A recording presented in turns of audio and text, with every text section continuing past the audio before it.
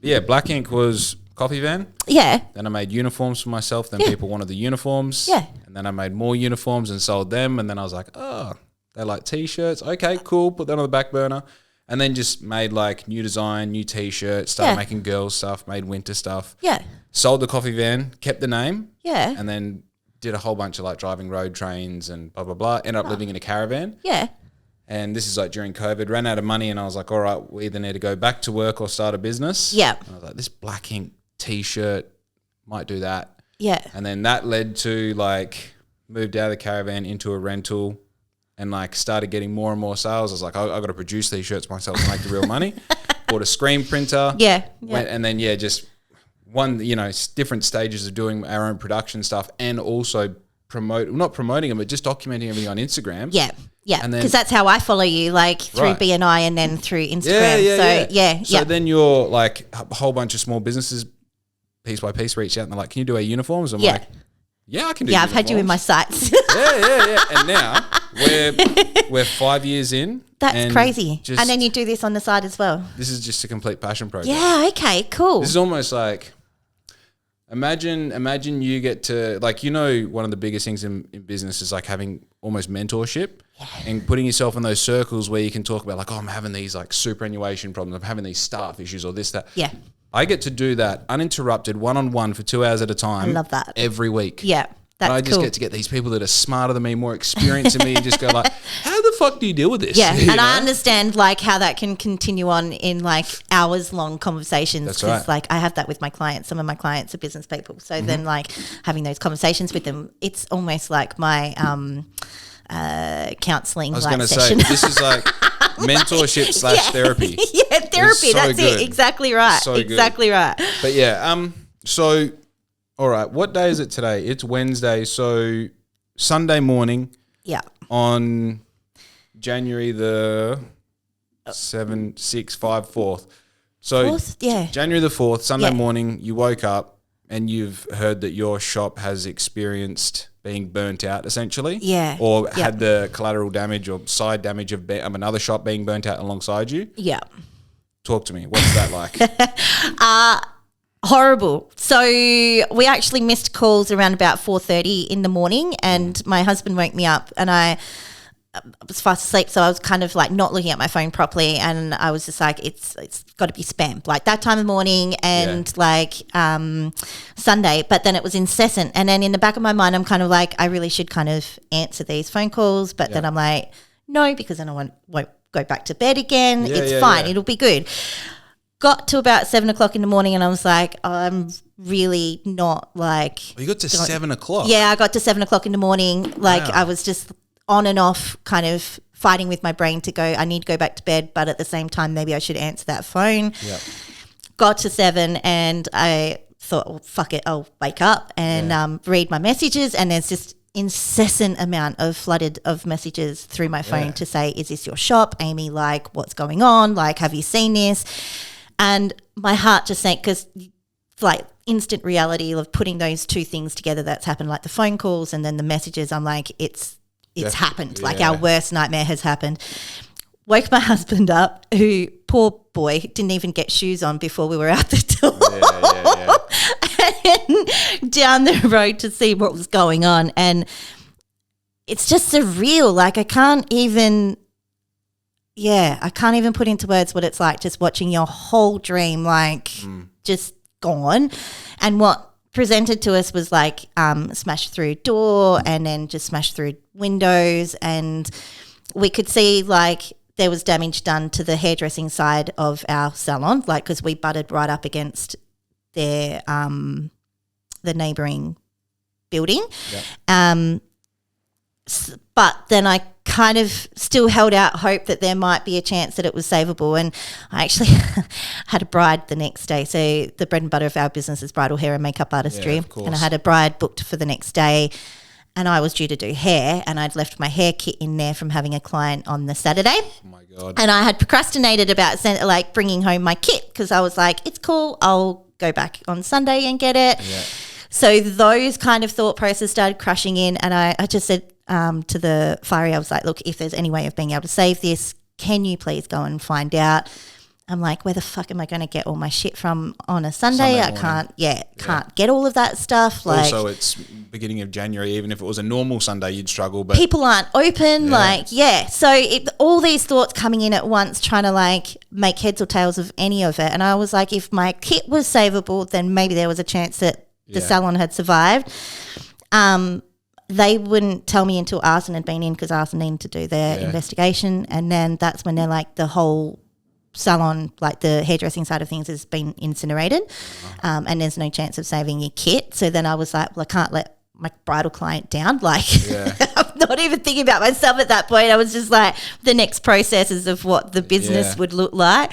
And then I was like, okay, cool. There's a chance that it's maybe like the beauty side of the salon was just smoke damage, and that might be savable. Yeah. I don't even know why my brain went there. So we went home.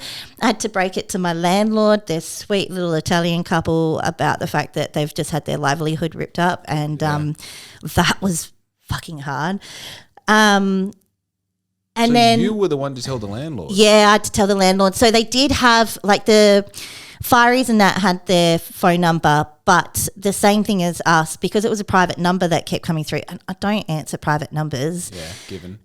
I didn't think to like, so if they were doing the same thing with my landlords, and the fact that they're so old, I'm talking like late 80s, early 90s kind of thing, they're probably not going to answer either. Yep. So this was probably around about 7:30 by that time.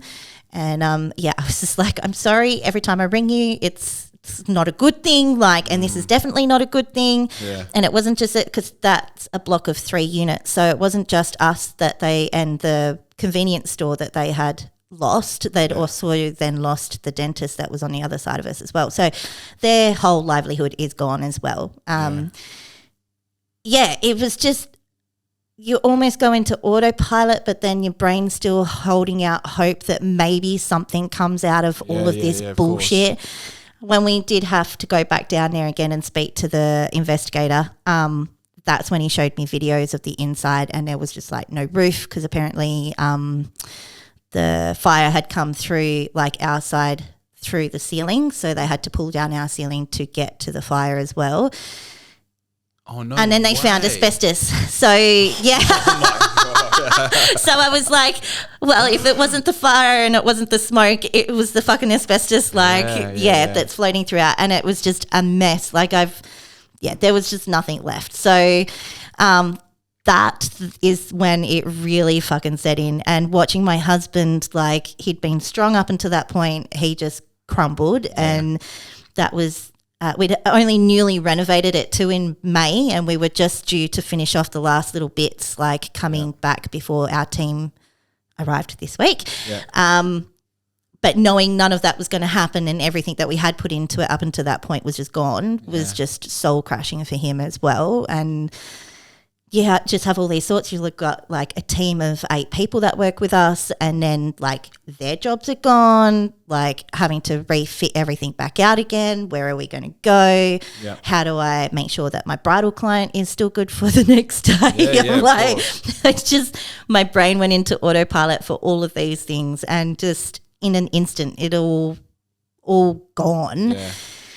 And dickhead me didn't have contents insurance, because I didn't think that I would actually ever need it at any point in time. I heard this. What's the, and is that just the catalyst? You just thought, not catalyst, is that the reason you just think it's one of those things? Yes, it's one of those things that I didn't need. Like I, thought we were a fairly safe business. Never really thought that anything like that would ever happen. Yep. And it was one thing that we were talking about before Christmas hit. We thought, well, we'll get on to that in the new year. Yeah. Thought we still, again, had plenty of time to do all that kind of stuff. You never expect that you're going to get that phone call that says your whole business is gone. So. Yeah, dude, you never think you're going to get a call. Hey, the neighbour's been firebombed. Oh, yeah. Fucking cool. Fucking great. Yeah. And the stupid thing about that, on top of that, is the fact that we had a conversation, my husband and I had a couple of conversations together about the fact that the next line of retaliation towards this business would be a firebomb, because that was going to be the only other thing that would like literally take them out, so that they wouldn't be able to do it. Next thing in line for retaliation. Yeah. Now, to be honest, like I'm happy to dance around this topic because it's one of those things that it's like it's not my kettle of fish to begin with. Yeah. But we're talking about the convenience store next door. Yeah. There was an instance or something that happened before this. Yeah. So the firebomb would have been the third instance of something happening. So it wasn't an isolated incident, and they were very well known to the police as well. So we had they weren't just selling T-shirts and convenience items. They had been ram raided. I think they moved in roughly around about August. They had been ram raided maybe a month and a half after that. And so that was just like smashing of their windows, smashing of the glass cabinetry on the inside, things to make them feel uncomfortable. Yeah. Were you affected during that at all outside of? No. And I, as much as I don't like them as next door neighbours, my husband and I were both like, if it doesn't affect our business, go for gold. Do whatever you fucking want to do, but don't affect our business. We didn't know that the landlord hadn't been told about that one. So it was all kept on the hush-hush and things just went on. Old, Checks out. So I was like, yep, cool. I won't stick my nose into things that like we haven't been affected. I'm not going to go dibber-dobber or anything like that. Yeah. The next instance happened in November and we were affected by that. So I made sure that the landlord and the police were known about it, and that happened to have a report put in place about it. So someone had broken through the roof of the building, which was just tin. Yep. They'd come through to our manhole, broken our manhole. We're assuming that they've realised that we're not who they were looking for, and then they've gone back to the next one over, which was the convenience store. Up the manhole? No, well, we all shared the same roof space. Yeah, so that's what I'm saying. So I've dropped in. Have they gone back up into No, the roof? So they didn't drop into ours. So they've just broken the hole. I guess seen that they've they're about to drop into a hairdressing studio and then gone back. So we had minor damage to that, but just the fact that obviously something has happened. Yeah. And then they've gone back to their manhole, dropped through their false rooth, their false ceiling, created a huge, great big lot of mess, and then gone out through their back door. But on their way out, they've changed the way that the camera was facing and stuff like that. So when we questioned next doors about it, we're like, really smart crackies, because they knew what they were doing by calling them crackies, but no one's ever really that smart when they're on the lookout for drugs and stuff like that. So it couldn't be crackheads. And then so this was the next line of retaliation, was just the fact that to take them out, they're not listening to anything else. The only way to make them listen and stop business.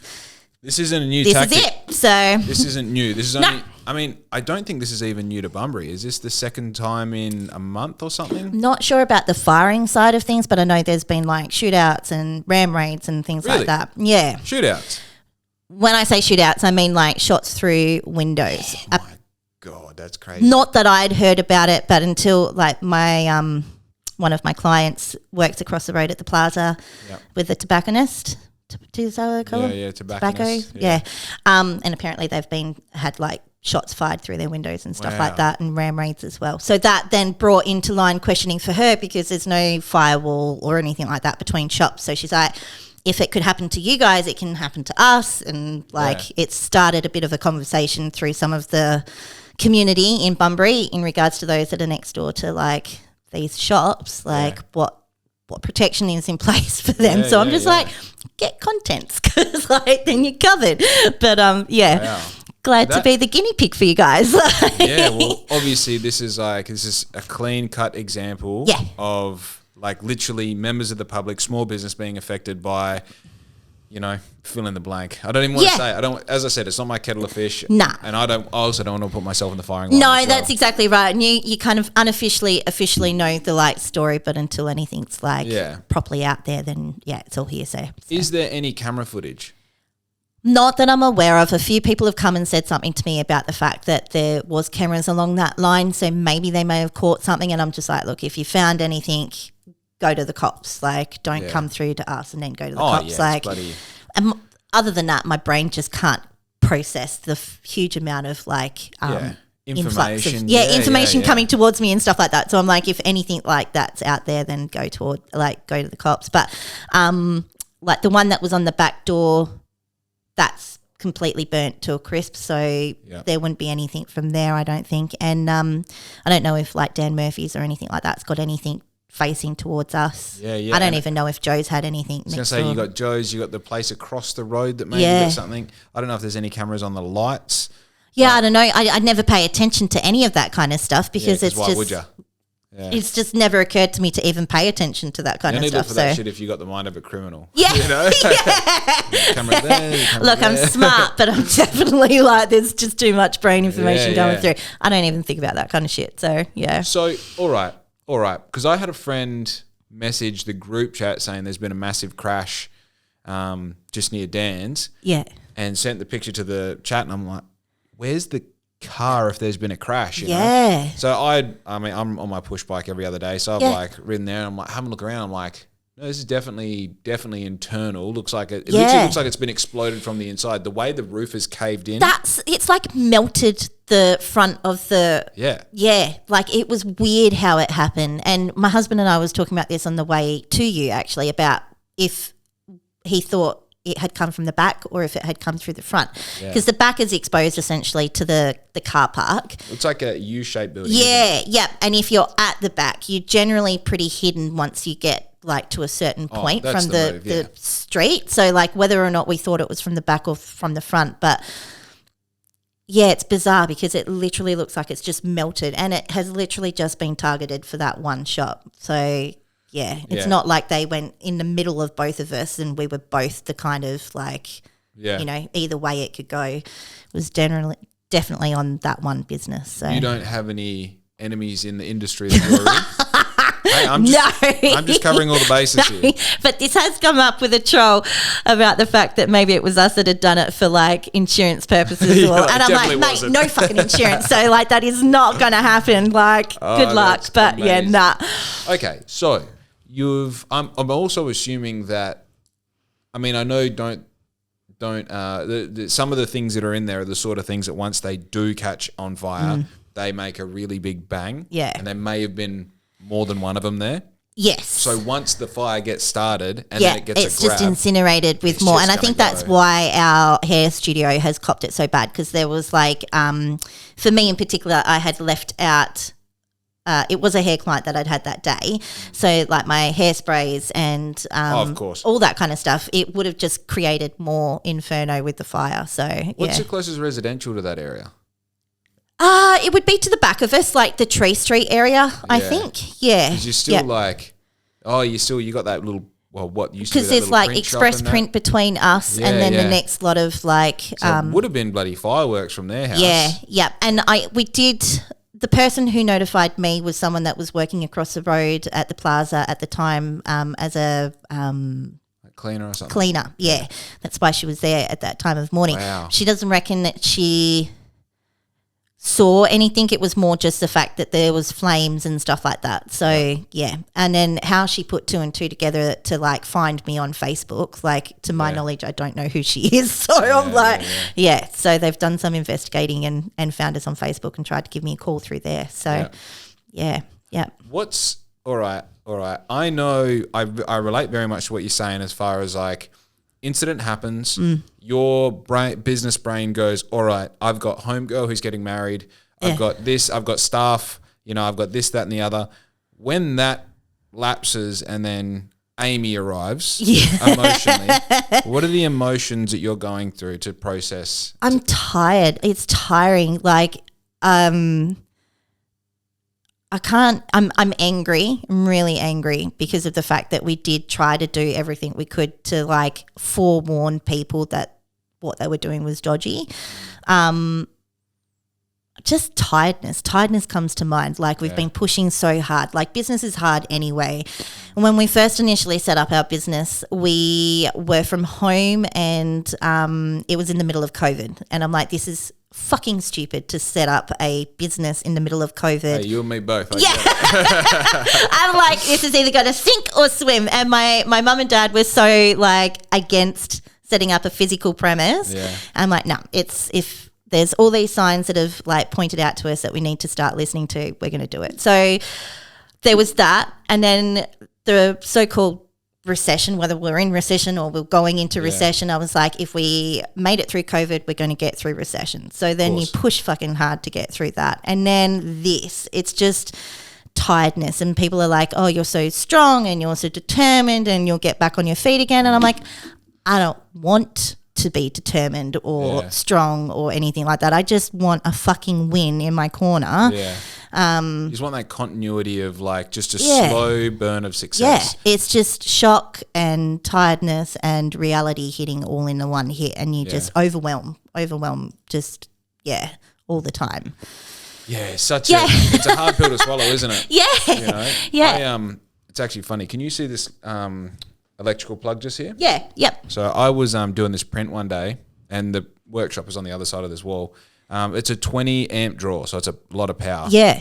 I was doing a print, and I was like, kept on smelling this smell, and I'm like, where's this smell coming from? I'm going outside to see if the neighbour's burning something, whatever. Out too much. It's pulling too much electricity through a 20 amp line. It's pulling 23 amp. Yep. And I walk in, and just for whatever reason, I look in the direction of that, and there's smoke. Oh. Black smoke. Going up to see, I'm like, oh my God, what do I do? You know? Like, I'm literally watching this thing melt to itself. Yeah. Fuck, what do I do? Yeah. And long story short, turn everything off, isolate it. We fix the problem. Yeah. Happy days. But you start going through like, what happens? What happens when the workshop burns down? What happens when half the house is gone? What happens if I get, but what happens? And it just keeps on happening. Yeah. Yeah. And unfortunately, you've lived that. Yeah. Like all sorts of feelings between finding out that your shop's been on fire, you go home, you start to process it a little bit, and then we start making plans about, well, okay, moving forward to get us through the shit at the moment, we could bring my side of the business home. So I do some of the beauty therapy side of things. Yep. We could take that home. The bridal side still continues on as it is. That's not affected essentially. Yep. And then you're like, but then you have people that still rely on us for a job. Like they had a job. Like what's that going to look like for them? And then all these next questions keep bubbling up, and everyone's like, take time out, process it. And I'm like, but where the fuck do you find time to like, it's been 4 days and so much has happened in 4 days. And also, is the expectation that you're going to sit on the couch and not feel guilt? Yeah, I feel guilty. I have a purpose right now, and it's not relaxing. It's not like processing. Yeah, I can't sit there and process and break down. Like I've got 3 kids at home. They don't really understand other than the fact that the salon is broken. Like, How old are your kids? 13, 12 and 11. Right. So old enough kind of to start grasping the concept, but like they too also had a big part because that was like their pocket money business. They would come and sweep the floors or cute. Do the mirrors and shit like that. So like we've always tried to be a family orientated business, and that meant our kids would have an understanding, like somewhere along the way they'll inherit that if they want to inherit it. And so then suddenly mum and dad are sad, and you know, what does that look like and why are they sad and what's happened to the business and can we go inside and have a look? And they can't do any of that. So there's no closure for them. It's just like they've been told. We'd had a kid-free night the night before, so they haven't even seen us for 5 days now because like our in-laws have been holding on to them while we've been processing everything as well. So then they don't have mum and dad or their comforts at home. Yeah. Like it's big for them too. So and so you're also carrying the weight of that mum. Yeah.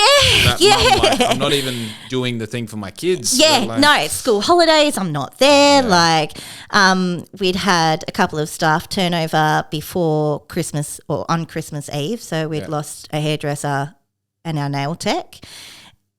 Found 2 hairdressers and a nail tech, and the nail tech the day before had only set up her desk area. So then like, hey, are they subcontracted? Are they? No, they're employees. Okay. So then I have the guilt of the fact that like she's set up her stuff. She's a new nail tech, so it's all fresh for her. She set up her desk. She's moved her favourite chair in, and the desk is melted and the chair is gone. And I'm like, I'm sorry, I don't know what to do. Like that was your personal items that you've brought in to make your space comfortable to work in. And there's a sense of guilt, even though the fire wasn't my fault. I'm just like, you've got your stuff in my salon and now you don't have it. Like, okay. So do you have like income protection or? Nope, but I do now. Yeah. Yeah. Wow. So there was essentially like we had builder's insurance and public liability insurance, but no income insurance or anything like that. So that was the other thing for us is like there is no stopping. It's just moving forward. Like this has happened, got to get over it. Move on type thing and find the next best thing. So the community has been amazing. Like we kind of made the decision we could either wallow in what's happened and continue to keep crying about it, or if we're going to make it work and this is our last push, like let's make the most of the community spirit and ask for help. And asking for help is not our forte. We're like giving it out to people, but even if it stretches us to a point, we're still happy to give it out, but we're definitely not happy to like ask for it. So we were like, let's make the use of people wanting to do interviews with us, and like pages like Memories of Bunbury who've got good rapport with us. They helped us out as well, just to get the word out there. My husband did a GoFundMe page, which makes us feel icky, but then again, like there's that need to ask for help. Like, you know the point of GoFundMe, don't you? I know, but then I was just like, like you get all sorts of people on GoFundMe, and you just there's that stigma of GoFundMe, and I'm like, I didn't want to be that person that's like, I understand. Yeah, just. I mean, we had to ask for help because we couldn't do it ourselves. So, so I did see the GoFundMe. The goal was $5,000. It's actually 250,000 in total, but we've got to 5,000. Good. So, I was going to say, because when I saw you had got, I mean, this is directly after, or maybe a day after, you got like 3,000 or 5,000. I'm like, the fuck does 5,000 do? It's not going to go very far. I actually had the same thought, and I questioned my husband about it, and he's like, no, I floated it out there and I put it as a 250,000 thing, but with GoFundMe, they only release a certain amount each time so that you don't have this huge goal that you're trying to reach and it looks so far out there. So we've hit 5,000 at the moment, which is amazing. That's going to help us out so much doing a salon fit out to a certain point. But so let's say, Amy, here's $250,000. How do you spend it? Salon fit out. So that's paying like any kind of bills that we had previous. This is kind of like a fresh start for us. So any bills that we had previous, so super, all that kind of stuff that we would have normally been paying on the weekly, we've had to stop that for the moment just because I don't know the funds that we do have, like how to allocate that at the moment. So that would have covered that. New shop stock, like we're having to start from scratch with everything. So that's new hairdressing stock. That's do you have that product on commission or on fucking? So you have to pay for it up front. Yeah. Okay. Yeah. So they all that's do that. One good thing. At least you know the stuff you had that's gone, you had paid for, and you don't owe the suppliers. No. That's it. We have no suppliers that we actually owe stock to. It's more so just like ATO requirements and stuff like that. So making sure we're doing that, which is a fucking nightmare in itself. Anyway, like someone actually asked me like a couple of weeks ago, I'm like, would you do this all over again, like running your own business? And I'm like, I actually don't know. I like the autonomy of having my own business, but you know, the requirements that come with that are really hard, and keeping staff are really hard. Shop fit out, so that's hairdressing side of things with mirrors, chairs, trolleys, new tools, all that kind of stuff. My apprentice had her trolley full and that's all gone, so having to replace that for her as well. Beauty, like that looks like therapy tables and things like that, lamps, like again, stock for the beauty side of things that we offer. There's massage, facials, tanning, all that kind of stuff. Most of the help that we've had with in regards to donations for product, or like not product, but equipment, have come from beauticians and hairdressers. So like we're slowly starting to gain a little bit of bits and pieces back again.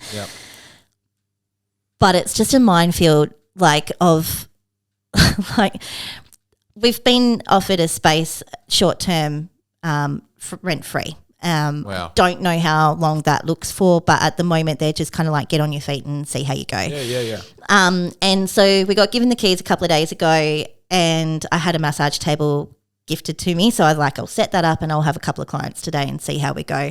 Yep. But the small little things like there's no bin, or I've left my tweezers behind and all that, I'm like, where the fuck do I put all my rubbish? Yeah, all those things You are just starting from stage one. Literally starting from scratch all over again. And all those things that we not necessarily took for granted, but like you just go, oh yeah, that's there. Like it's easy to access because you've built it up.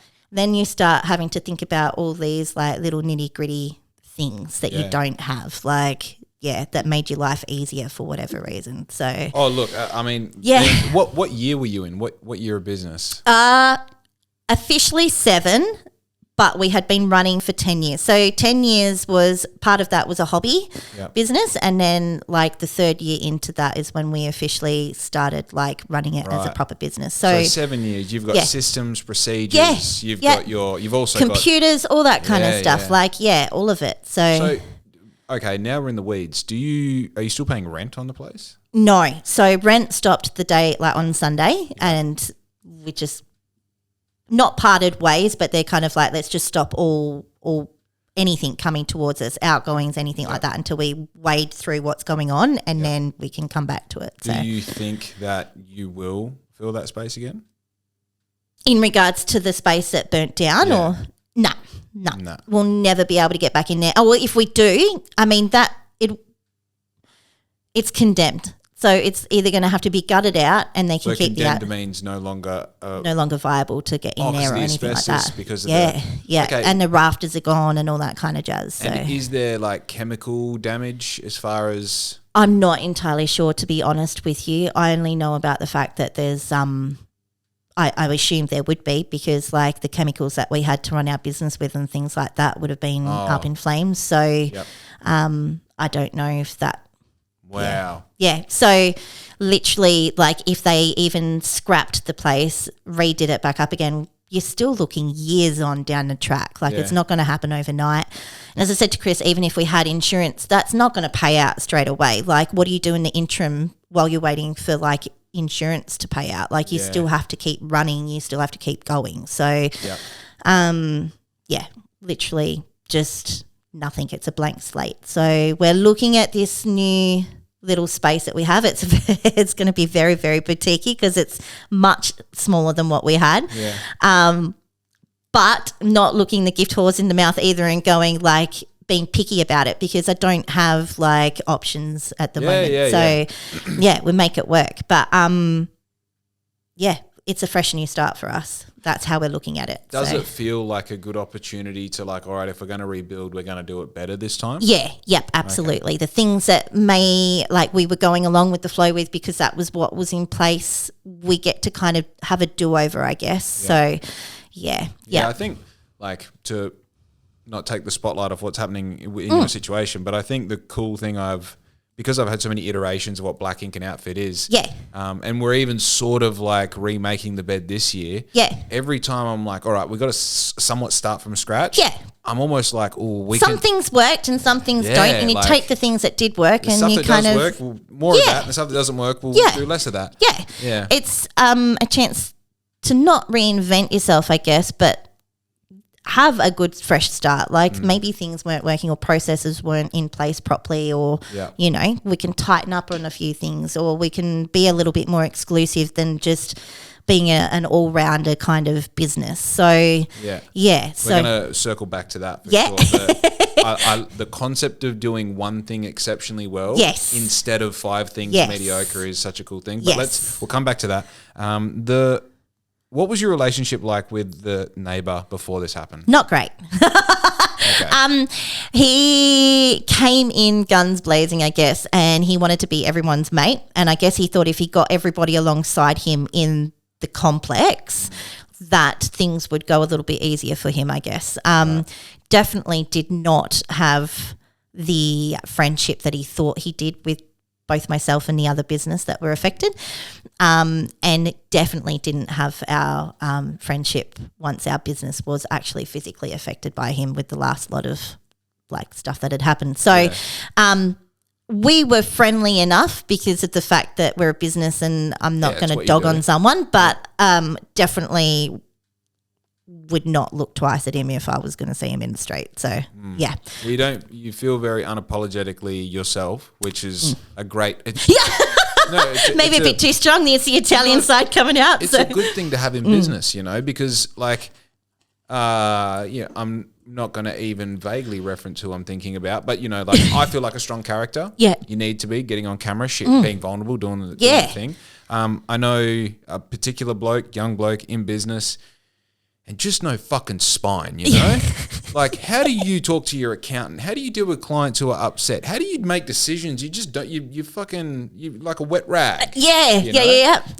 I just look at the performance of their business over the X amount of time that they've been open, and you're like, cool, you're making money, you're doing the thing, you've got a business, but I feel like you're probably like wondering why things aren't working. It's because you can't have these conversations because you're scared of life. Yeah. You know? And I don't get that vibe from you. No, it can be, I think it's the line of business as well. Like, I'm in introvert, extrovert. So like, and just recently having to do like not having to do, but having done some interviews, you kind of push yourself out there a bit more. But I mean, I'm not one to sit back and let shit happen to me or like take control of a situation if I feel like it's running away with me or something like that. So I'll take shit to a certain point until it's like I've reached my level and then we're done. So what did that conversation look like when you said to homeboy from next door, hey, are you seeing the writing on the wall? Or? Well, he kept trying to push it off. The bizarre thing, we had a conversation 2 days prior to Sunday with the last incident where he was trying to claim that it was crackies that had broken into his shop through the manhole, and that crackies had a job to do just like we did, and their job was to break in and cause mayhem. And I was just looking at him like, do you really think that I'm that fucking dumb? Like, I'm a female, maybe you think you can get one over me. Who in their right mind's going to listen to the shit that you're dribbling out of your mouth right now and go, oh yeah, Cracky's got a job to do, so it's okay. Like, poor Cracky needed some, like, you know, whatever it was that he got out of you, shop. Like, I was just, I was just dumbfounded. I was just I still don't even know how to make light of that conversation. And my husband was there at that point, and he was trying to feed it to him too. We both walked away like, are we in the twilight zone right now? Like, that conversation just happened? He was so like, thought that he could just brush it under the carpet and we would be okay and things would move on. And that's how he treated us, or any of the conversations was just like, oh yeah, it's okay, like we'll pat it over and make it look all nice and shiny on top, and you know, we'll get on and enjoy ourselves. But I'm like, you're living in an alternate reality, mate. Like, that's not us, and you created you got to do a whole lot less to get me worried, hey? Yeah. So those kind of conversations were how it went on the regular, and so we just kind of kept to ourselves, like, more so than anything else. If we had to have a conversation with him, it was very short, sweet and direct. So it's such a bizarre, I mean, I don't know, I think the whole concept of like having that style of business as well is just like, I don't understand the risk to reward, you know what I mean? I kind of felt that we were in the wrong industry watching the amount of traffic that was going into the shop. So like, heavy traffic. Yeah, it was huge traffic, especially around there. So, like, he was well known in I guess, for people like knowing that he was there and what he was selling. So, but I mean, we even had parents who happened to be a teacher in a local Bunbury school come in trying to find out information about him, and I was like, look, I have nothing to do with him. I don't know how he runs his business. I don't know his hours or anything like that. He had sold their underage child what we think is chronic. And I didn't even think chronic was still around. So, who the fuck's but I mean, like, smoke weed, dude? Why? Yeah, yeah. Go do the real shit. Like, don't do the synthetic shit. Do the real shit. But I was like, dude, you're pissing on the wrong people now. Like, to get a teacher offside, like, it's also Bunbury's too small. Yes, that's the other thing. Like, we've learnt so many. We've made mistakes and we've learnt along the way and we've grown from those. And Bunbury is incredibly small. And if you make one small wrong move, everybody will know about it. And if you make one right move, you might get one or two people knowing about it. Like, it's Bunbury is strange, but I love it. I do love Bunbury. Don't get me started on love of Bunbury. I'm not trying to shit on our community right now, but like, I'm the wrong person to say that Bunbury isn't cool. I'm like, oh God. I'm such an advocate for it. Speaking of doing the right thing in Bunbury, so I obviously like heard, like, saw the group chat, something's happened, rode past, I'm like, fucking hell. We all end up going to Last Slice for, you know, like the last day of Christmas sort of lunch together as a friends group. Yeah. So I've ridden past, I've got some photos and showed them. And then that's when it sort of twigged to me, like, okay, it's that sort of shop. This looks like it's a firebombing.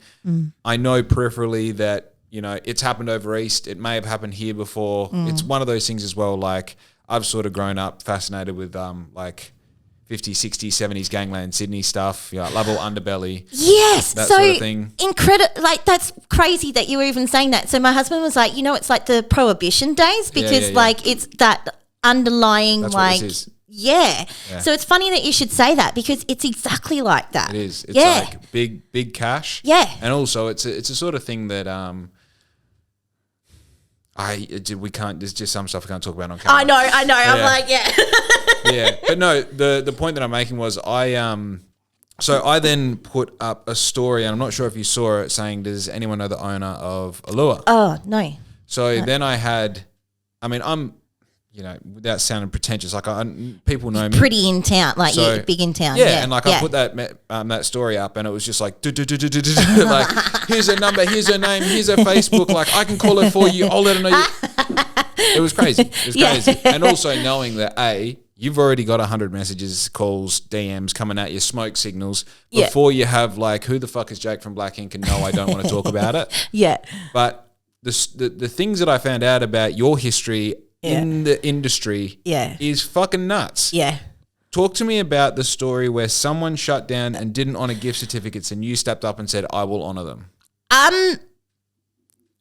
Well, we're big on community spirit. So the reason we wanted to get into business was obviously to make money, but we also wanted to give back, right? So we wanted to be family orientated. We wanted to be huge on mental health, and we wanted to be big in our local community to be able to give back. Because without our local community, we don't have essentially a business. Of course. And so when things started getting tougher, we definitely noticed that side of like was lacking with some of our businesses here in Bunbury. Like there wasn't that community spirit. So we've always tried to give back to like local charities and things like that. So when this business shut down, we kind of sat on it for a little bit.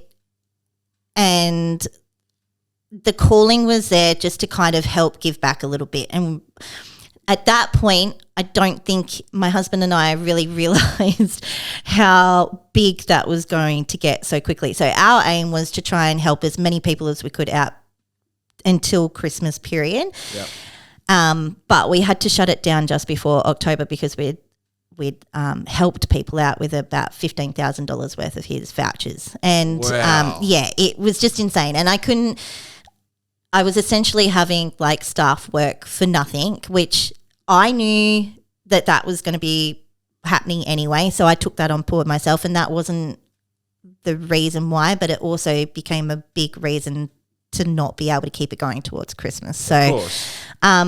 So can we put this on a timeline? That business shut down middle of last year-ish? Yeah, so it was around about May we started doing that. So it would have been June, July. It was May, June, July. Yeah, around May. So we would have started taking them from about July onwards. Right. Yeah. So you honoured up to $15,000 worth of somebody else's. So just for full story. Yeah. client goes to business X, buys a gift card, they've given that person that money, that business shuts down, that person keeps that money, and you, another business, honour that gift card. It's bonkers. Yeah, it is bonkers. I was like, this is either going to go really bad or really, really like good. Who the fuck has $15,000 worth of gift cards out there in the wild? I know, it's insane. This business, and that's what made us also see that like there is still money in Bunbury, like as much as everyone's, you know, crying poor and poverty and things are tough, that people are still spending money. Yeah.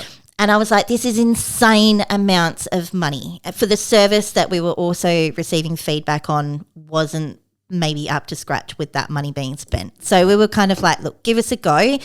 We will honour your vouchers. We're not asking for anything in return. And we kind of thought like doing a good deed, maybe that may come back with some like people coming back to us. Your shop burnt down. Yeah. Go fuck yourself 2026. But to be fair though, it's you don't want to have this gross like tone about it, but sort of good that you helped out Bunbury right before this happened. Yeah. Because now, I mean, you've got $15,000 worth of experience out in the wild going like, no, we're going to make sure that you're good. Yeah. Hopefully. Yeah. And I think that's like kind of where we've seen it come from. That was another huge reality check for my husband and I. Oh, I'm going to cry. At home just after we found out what had happened, and my husband was trying to make heads or tails of everything, and you could see the emotions were running through him. And I was like, you know, like even the short amount of time that we've been awake and people have messaged me, like my phone was going nuts. I'm like, the legacy that we have built with our business is what we wanted to create. Yeah. And we started off with this business with that intent in mind of creating that legacy to leave. And now we've got that. You can see it. And so then that was that huge like reality hit that yes, the goal that we set out for our business, it may have burnt to the ground, but the legacy still stays that we like, you know, we're in the community. We're not out to just take your money. We genuinely do care about you. And that's generally the feedback we get from our clients. And especially just recently, they're like, you know, you guys are so beautiful. You come in, you welcome us. It doesn't matter where we're at with life. Like we're family. Like our clients don't feel like money-making pieces of our puzzle. They're genuine friends. The secret to small business is if you do a good job, the money will come in abundance. You know, if you just focus on what you're delivering, the service, the product, the experience, the customer. It all comes after that. One day you wake up and you're like, oh, there's money. Yeah, like if you're shit at customer service, no one's going to want to come back to you. So, and I've come from a customer service background and I did network marketing for a little bit and I used some of those kind of tools to kind of help grow my business. Network marketing, you're an Amway. You're that's old school. No, hang on, let me guess. The power T shit. No, never touched power T shit. I did some makeup, like there was something called Unique very long ago. It was an American-based company. So I did that. I got into that for a little bit while I was building up my makeup artistry business. Wow. And that's cool. But but Amway is very old school and I did have experience with that too. So Amway is actually called, they're not Y2K or something? They're still very much. There's different variants in there, but Y2K was one of the brands that they had attached to their, And, what was the name of the energy drink they had? Yes, I loved those things. Yeah, they were good. Cool. That's what I got hooked on. I can't think of the name of those drinks. So, all right, I've never talked about this on the podcast. Yeah. So, my mum first got indoctrinated, I guess you could say, into the whole Amway sort of habitat when I was probably 16, 17. I used to be like a speed skater in my younger day and went to Europe and did the whole thing. Before I went to Europe and before I got to like world championship level, we were like sort of going for sponsorship, but no one really got proper sponsorship. You know, like when I was in Europe, it's like, here's all your kit, all your food, here's a bit of money, here, we're going to pay for your transport, blah, blah, blah. Before that, it was just like, if you got a skin suit custom made and you could convince someone to let you put their name on it, then you were cool. I made it, So I was like one of the only boys in Bunbury that had a full custom sponsorship suit, and it was an Amway suit. Yep. So I was like, I was hearing it at home. Mum was talking about it, and Mum got to a point, I don't know if she was starting to make some money with it, but was surrounding herself with people who were doing well. Yeah. And so I read The Secret by Rhonda Byrne, How to Win Friends and Influence People, all these things. I got onto them before I was 18, and my plan was to be retired by the time I was 21. So I already had that seed.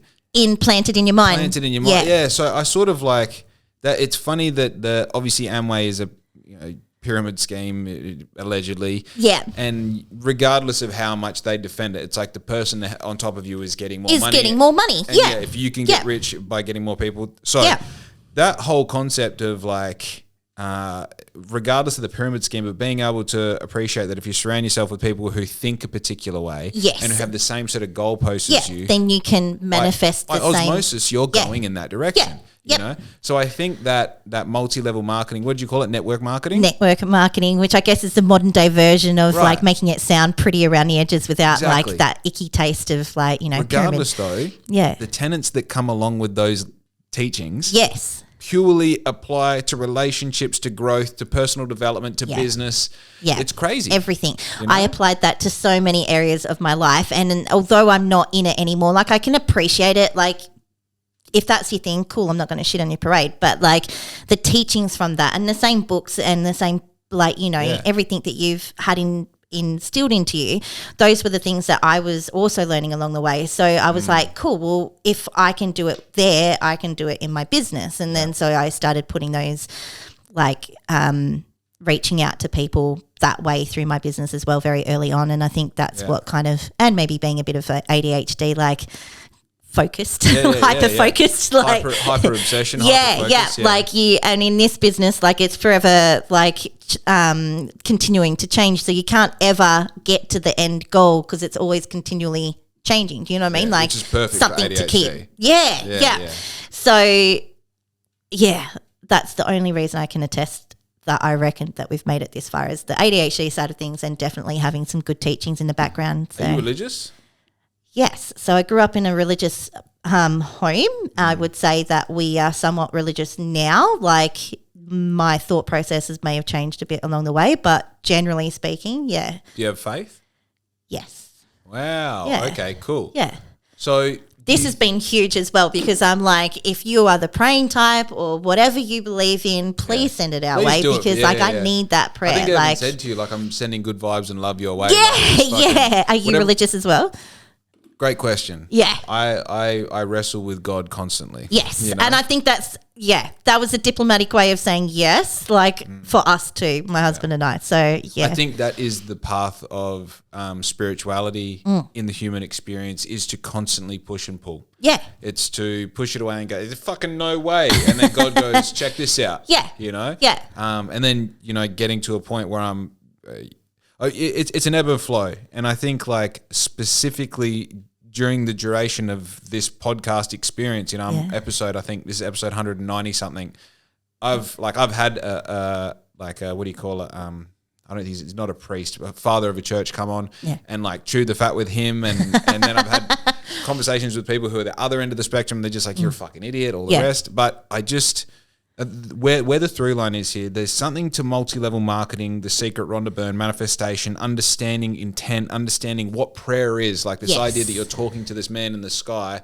If you replace that thought with like, I start and end the day with an idea of what I want to be and setting that up visually in my mind so that I can at least know what it is when I achieve it. Like instead of, please God, don't give me cancer. It's like, no. I see myself strong, fit, healthy, happy, in love, abundant, speaking opulent. those like manifestations over the top of you, manifesting. Like your brain is a huge and powerful tool, and it's something that's it. Like it's an antenna. Yeah, we're still learning all of that at the moment. And something you said just before, we would do starting and ending your day with good intentions. So we do that, my husband and I, but on a yearly basis. So every year we don't set fucking resolutions and shit like that. Yeah. We don't end the year the same way we ended it the year before. Something small changes or growth, and it's not a failure, because if you set these goals that you're likely to go and fail at anyway, you're just like, well, why do you do it? Like, what's the point? Like, to hurt yourself. Yeah. So, like, if there's one small slight change that you're not in the same position as you were the year before, cool, you did it. So, like, that continual positive push throughout the year. Yes, it's fucking hard. Yes, your days can be long and, you know, all over the place. But at the end of the year, if you're not in the same position as what you were the year before, like, cool, you made it. You survived. Like, Yeah, pat in the back. That whole, I don't know, I've got like this perceived character now that everyone sees like this motivational enthusiast. I literally just got off the phone with a new client and he was telling me, like, I know him, but he's like now looking at him as a client who's looking to get something to my business.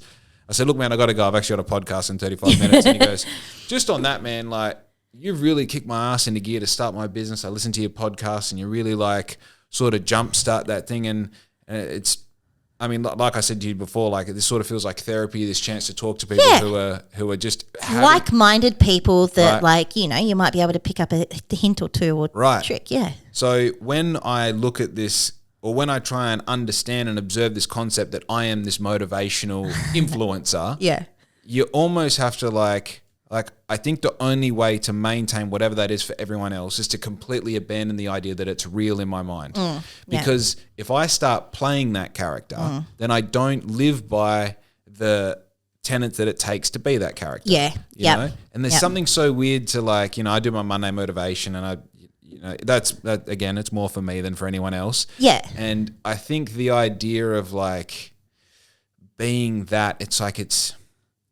I'm gonna try and tackle a wide thought here that I've never explained properly. So stick with me. When I grew up, like as I was growing up, I'd like see these like, you know, powerful, influential, magnificent men who had like, you know, they might wear a suit or they might have good hair or they might have like a full body suit of tattoos or something. And you go like, I want to be like him. I want to be like him. So I replicated everything that I could optically see of that him. Until I realized that even when I had the good hair and I had the tattoos and I had the nice clothes, that inside my spirit and soul still wasn't magnificent. And to really embody whatever it is to be magnificent, I don't even know what that thing is, that essence. It's like a daily, almost a moment by moment practice. Of just being better. You know? Exactly. I get that because even though you see some, and it's a big thing for small business, I think, like people miss their concept of what you are as a person, of what they're seeing on the outside. And so we're seeing like a person in a suit and he's well dressed and well mannered. You don't see the shit on the inside. You have no idea what makes that person the way they are. So, like... You don't see me crying at 2 o'clock on a Tuesday, you know? Like, oh, am I going to pay super? I'm like, shit, man, there's a whole lot of other shit that happens before you even get to see the outside exterior of what's going on. So, our idea of... The faux jumping of levels that people do where they're driving the 200 series and you don't know how much debt that person's in to be able to drive the 200 series. Crazy, you know? I know like one bloke in town, he might be 5 and 10 years older than me sort of thing. And like I know he started with a business that I'm sure when he bought it, however many years ago, he was like, fuck, it's a lot of money, it's a lot of risk. And you look at the size of the business now, you're like, brother, what? Yeah, it's insane. You know? And you kind of got to have a little bit of faith to be able to just go, we're going to run with it however that looks and let it just grow. I think for us, faith has always been a big factor in the background. We grapple with the concept of God as well, but there is faith there. Anything that has been hard or felt hard for us or dramatic or anything like that has really been like a strong body feel that we should not go forward with it. Like if it's too hard and we're gunning for it too hard, then it's not for us. So, and anything that has been right for us business-wise, or if we've had a staff member leave or anything like that, it has been a full body fuck yes. Like it's been easy, it's just like flowed, wasn't hard at all. And like some of those things where we're like you're praying and you go like, show me the fucking way. Like if it's meant to be, show me how that's going to work. And then suddenly something pops up but it's not exactly how you thought it was going to be.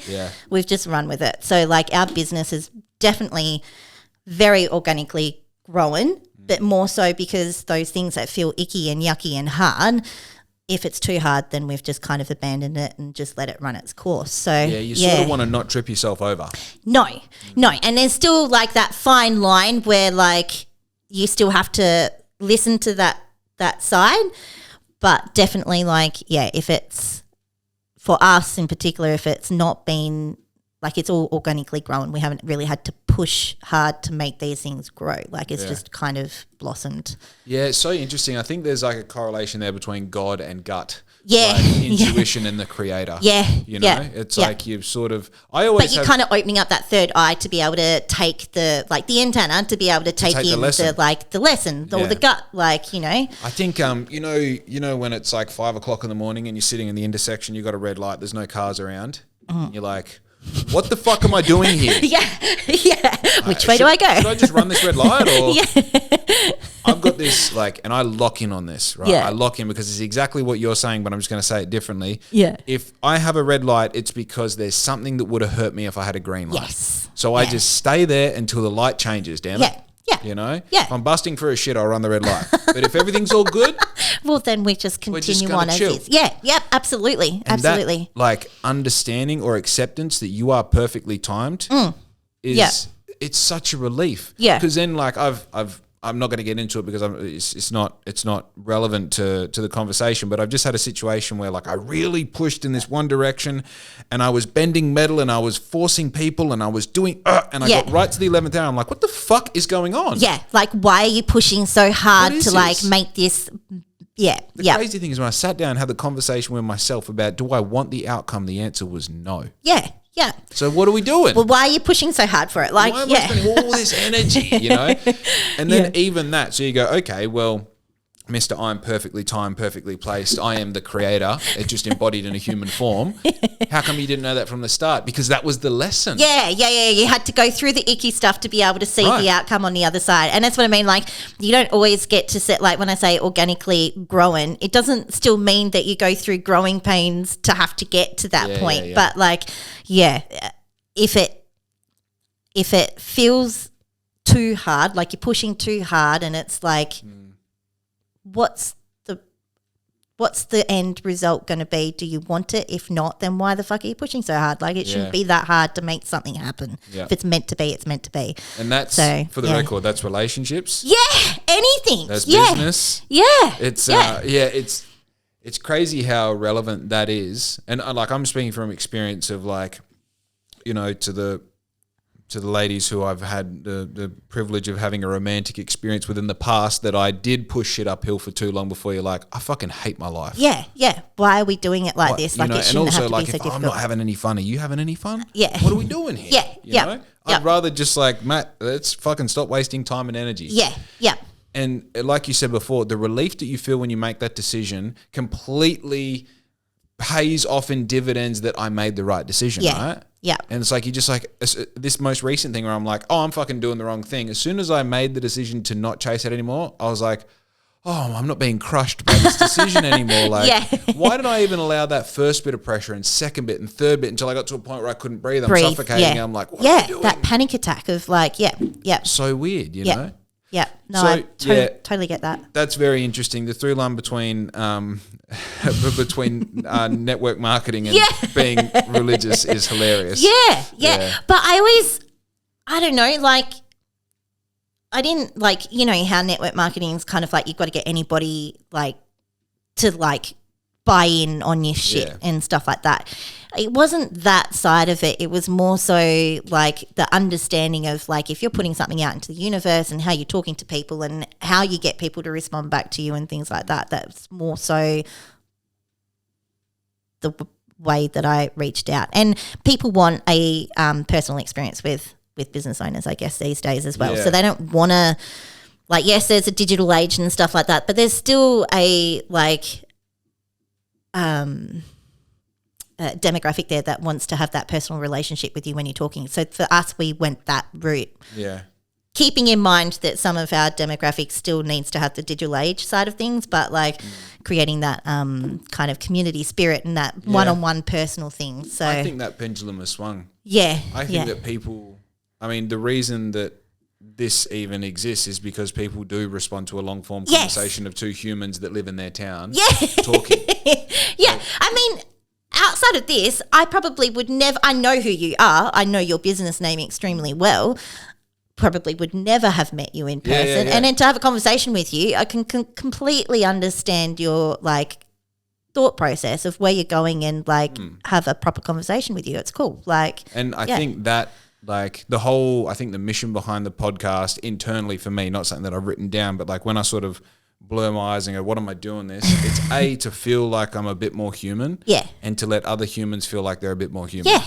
Yeah. So like to sit down and like, you know, I remember I had Tyrrell Gardner, he's the president of the Shire of Dardanup on here. Yeah. And we're shooting the shit and we're like 45 minutes into his life growing up on the farm. And I'm like, Yeah. should we talk about your job as being the president? You know? Like, where did we go like so far removed from like, yeah. That's what life is. Yeah. You know? Yeah. And it's like, you know, my next question for you, which we will get to, is the relationship between being a mother and having a business. Yeah. And the truth is, like, how many people listen to this that have a business, that have a mother, that have children, that, you know, and you start to realize like we're all not that different. And No. the to make this contextual is we've spent the past 10 years putting this in our hand for 30 seconds longer a day. Yeah. And we're now at a point where it's in our hand all the time. Yeah. Heaven forbid I do a 2-hour podcast without it by my side. Just in case something happens. You know, I might just have it there. It's funny you should say that. So it's something that like it's a big bone of contention in my household, how we've always been able to have that like balance between home life and being a wife and a mum and everything like that, and running house, and then trying to run a business, because a business doesn't run by itself and it needs someone to kind of be at the helm. And so the ADHD side of me being super hyper focused has been like that drive for the business, but then trying to find the balance, it's not always worked and it's not always been pretty.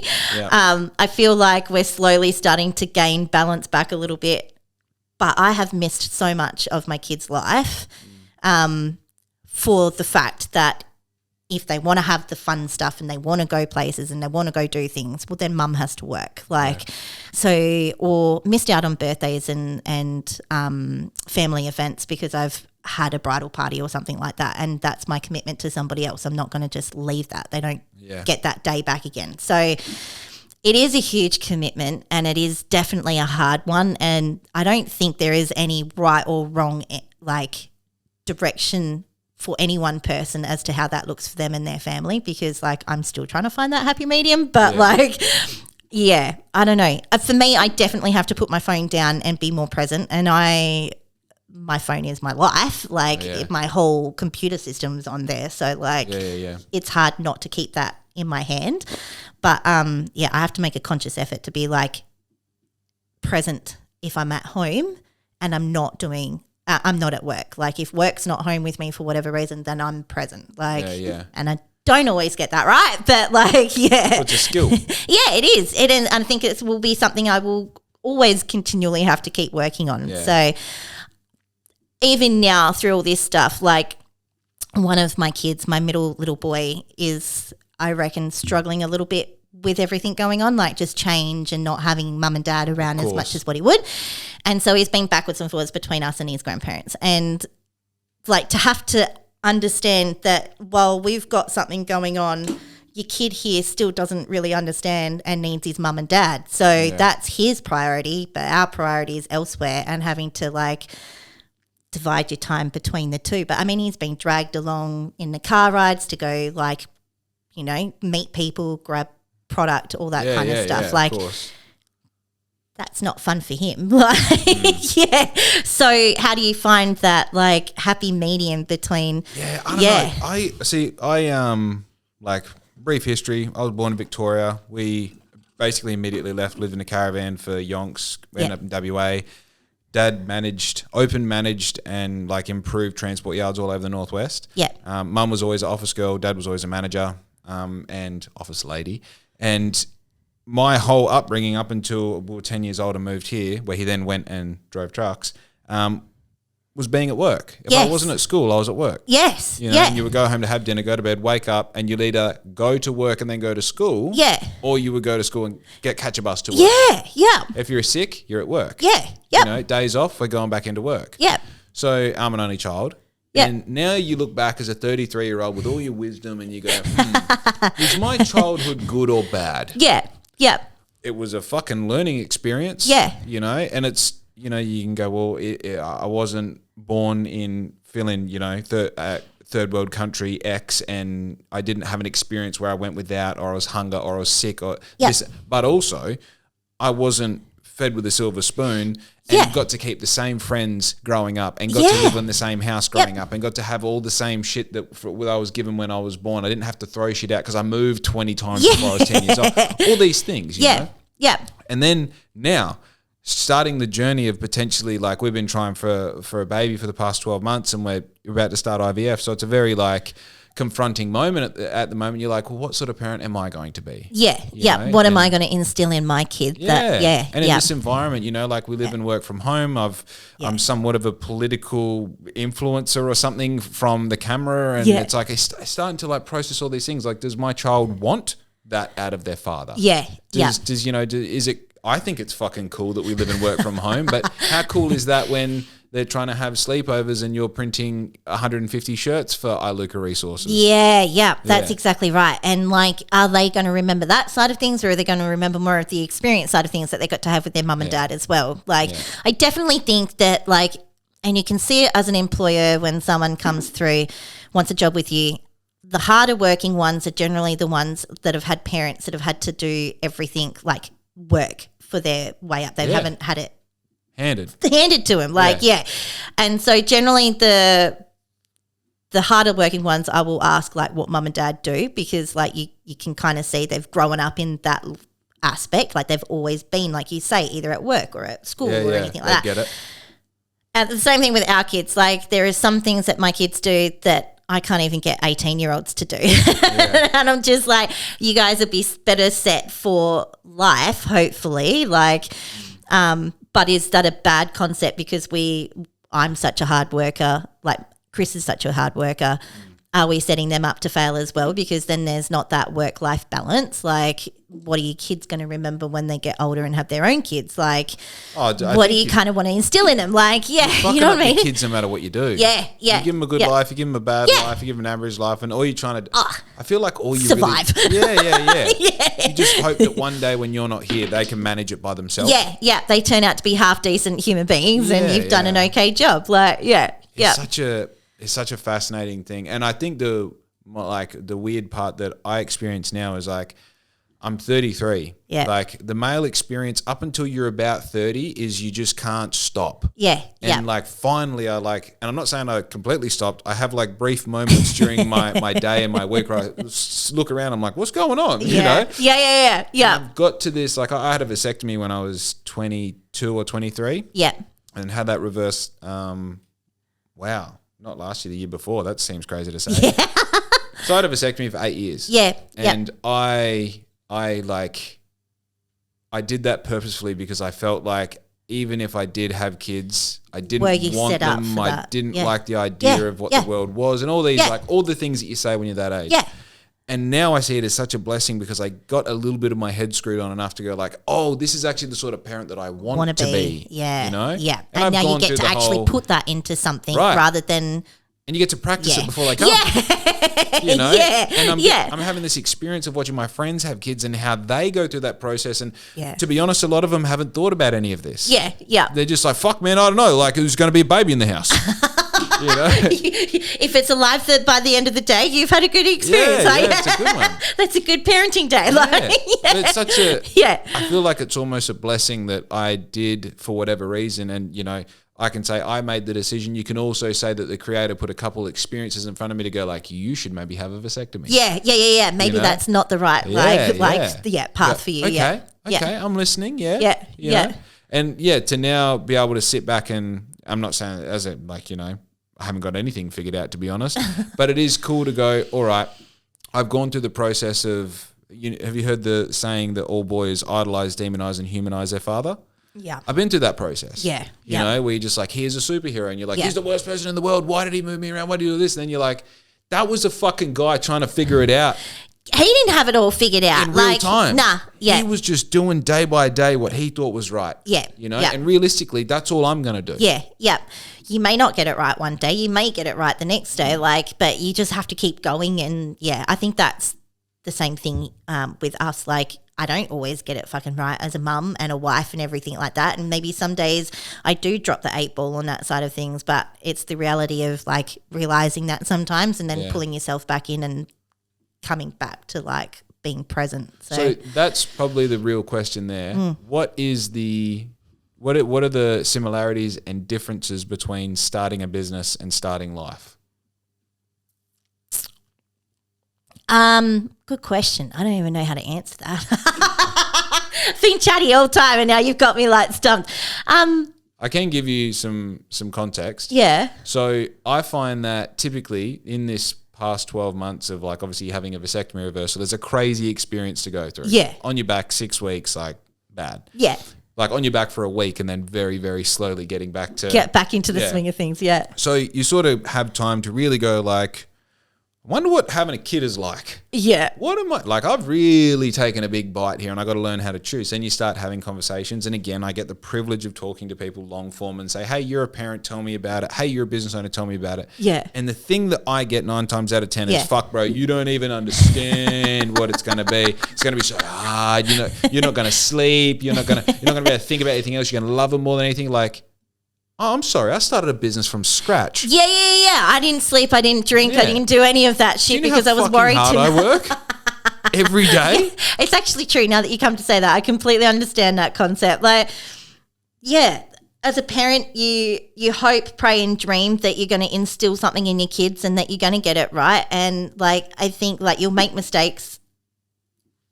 The same thing with business. Like, you hope and pray that you're going to go all right, but you may make a mistake along the way. It's about picking up and learning that from that mistake and growing in a different direction. Do you know what I mean? Like, so you don't make mistake twice, I guess. But, like, you don't eat, you don't drink, you don't sleep. You just kind of survive. Like, it's literally starting like that again, like overwhelm. The overwhelm of being a new parent and not knowing, like, what the cry cues are and, like, you know, what does your baby want these days? And, like, if you do this, is that going to fuck him up for life? Or, like, you know, so it's exactly the same growing a new business from scratch again now. Like, if I make this, and I just recently I started questioning myself a lot, like, in regards to new employment, and I'm like, have I made the right decision, like, for my business? Like, is putting this person on gonna,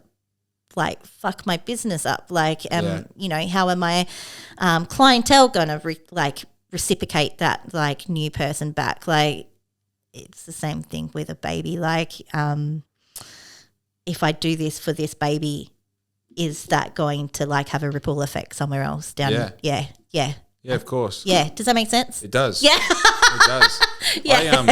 So the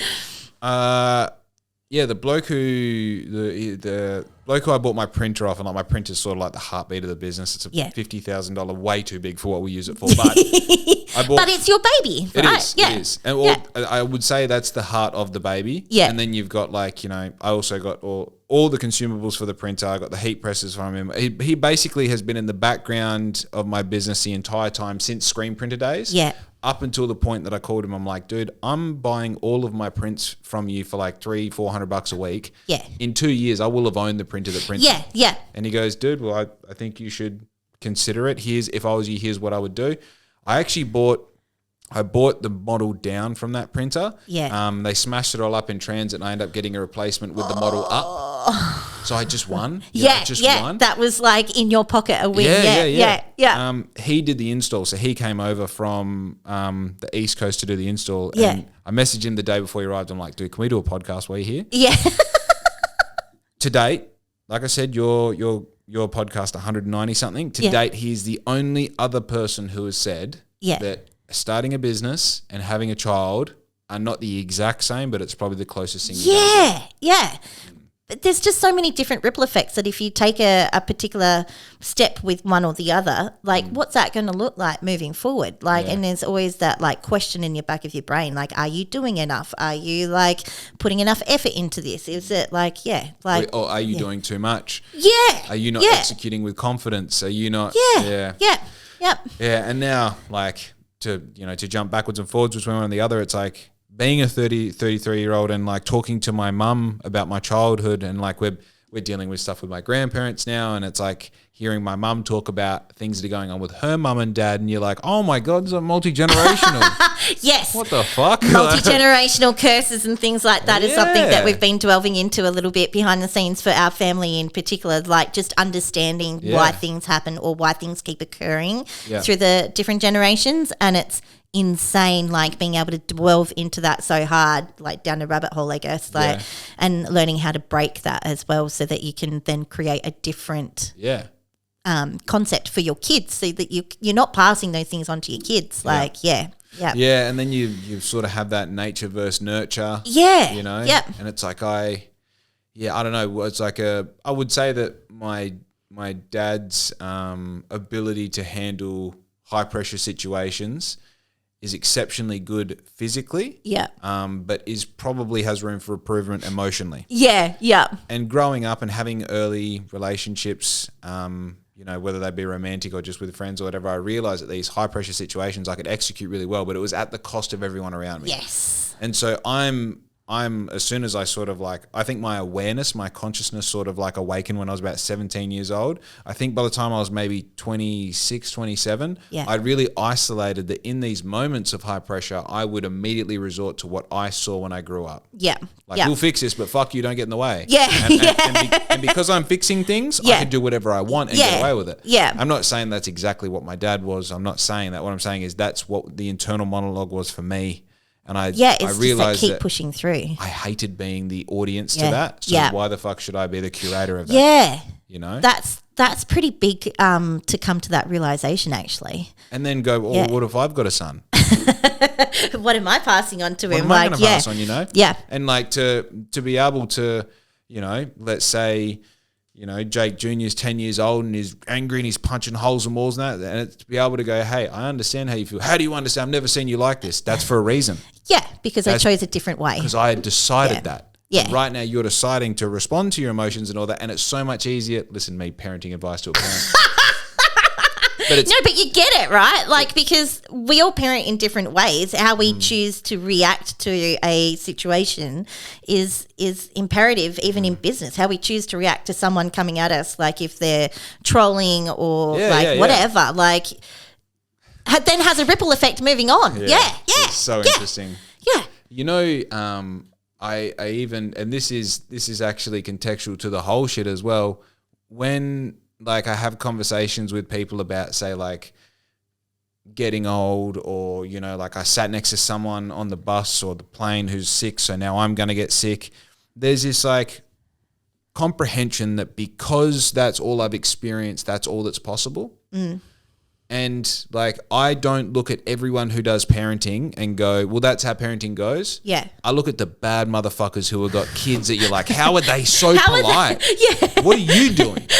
And I ask them questions like, all right, well, how did you get to this point? And then you start to notice, well, I've never seen the parent get upset. I never seen, the dad flip out. I never seen, like I've been with my friends' parents and they're in traffic and something happens and I'm like, oh, mum would have fucking, or dad would have fucking, and you're like, these guys are laughing. Like, how are you dealing with it? Of course it's upsetting them. But what are you going to do? Like, are you going to react to it, or are you going to So then you go, okay, well, the person who goes like, I sat next to this dickhead who's got a cold on the plane, so now I'm going to get sick. Well, you're manifesting the sickness. Yes. The sickness is in you, but I know this sounds woo-woo, but it's your true. spirit is deciding whether we're taking it on or not. Absolutely. And I think that's like where Chris and I are coming from. We can either take the stress, because I've reached this point with this whole thing that's happened that like I cannot physically, like there's some bits that like kind of like catch me off guard and I get a little bit like catch my voice or something, but like I cannot physically cry anymore about it. So when people go, oh, I'm so sorry to hear about what's happened, physically, mentally devastated, but I cannot physically keep looking like I'm going to fall in a heap. Like I don't. Yeah. Like, yeah, like you've got to keep moving on. Like shit happens. Like now, okay, let's get on with it. Yeah, what's the next step? Yeah, what's the next step? Well, the same thing with my kids. If they fuck up or anything like that, like, or there's a reaction that hasn't, like I've reacted to something that they've done, I'm like, cool, I'm not actually happy with the realization of where I've gotten to, that I'm reacting the way that I'm reacting. Like there's got to be a different way. So like, how are we going to change that to make it happen? Do you like? Yeah. Yeah. Because there's that fine line of like going, I'm learning at the same time you are. Yeah. But I'm still also mum. And you've got to respect me as well. I don't want to break down the facade of being the strong person who you do listen to. Yeah, know? that's it. So like, I'm not going to keep crying about shit because like I've just got to get on. So then people go, oh, we can't really be like, upset or anything like that. I'm devastated. But like life continues on. I can either like, keep going, well, as me act and show my kids like, like wallow in self-pity, or I can just get on and show strength and resilience. So, Fast forward 10 years. Yeah. And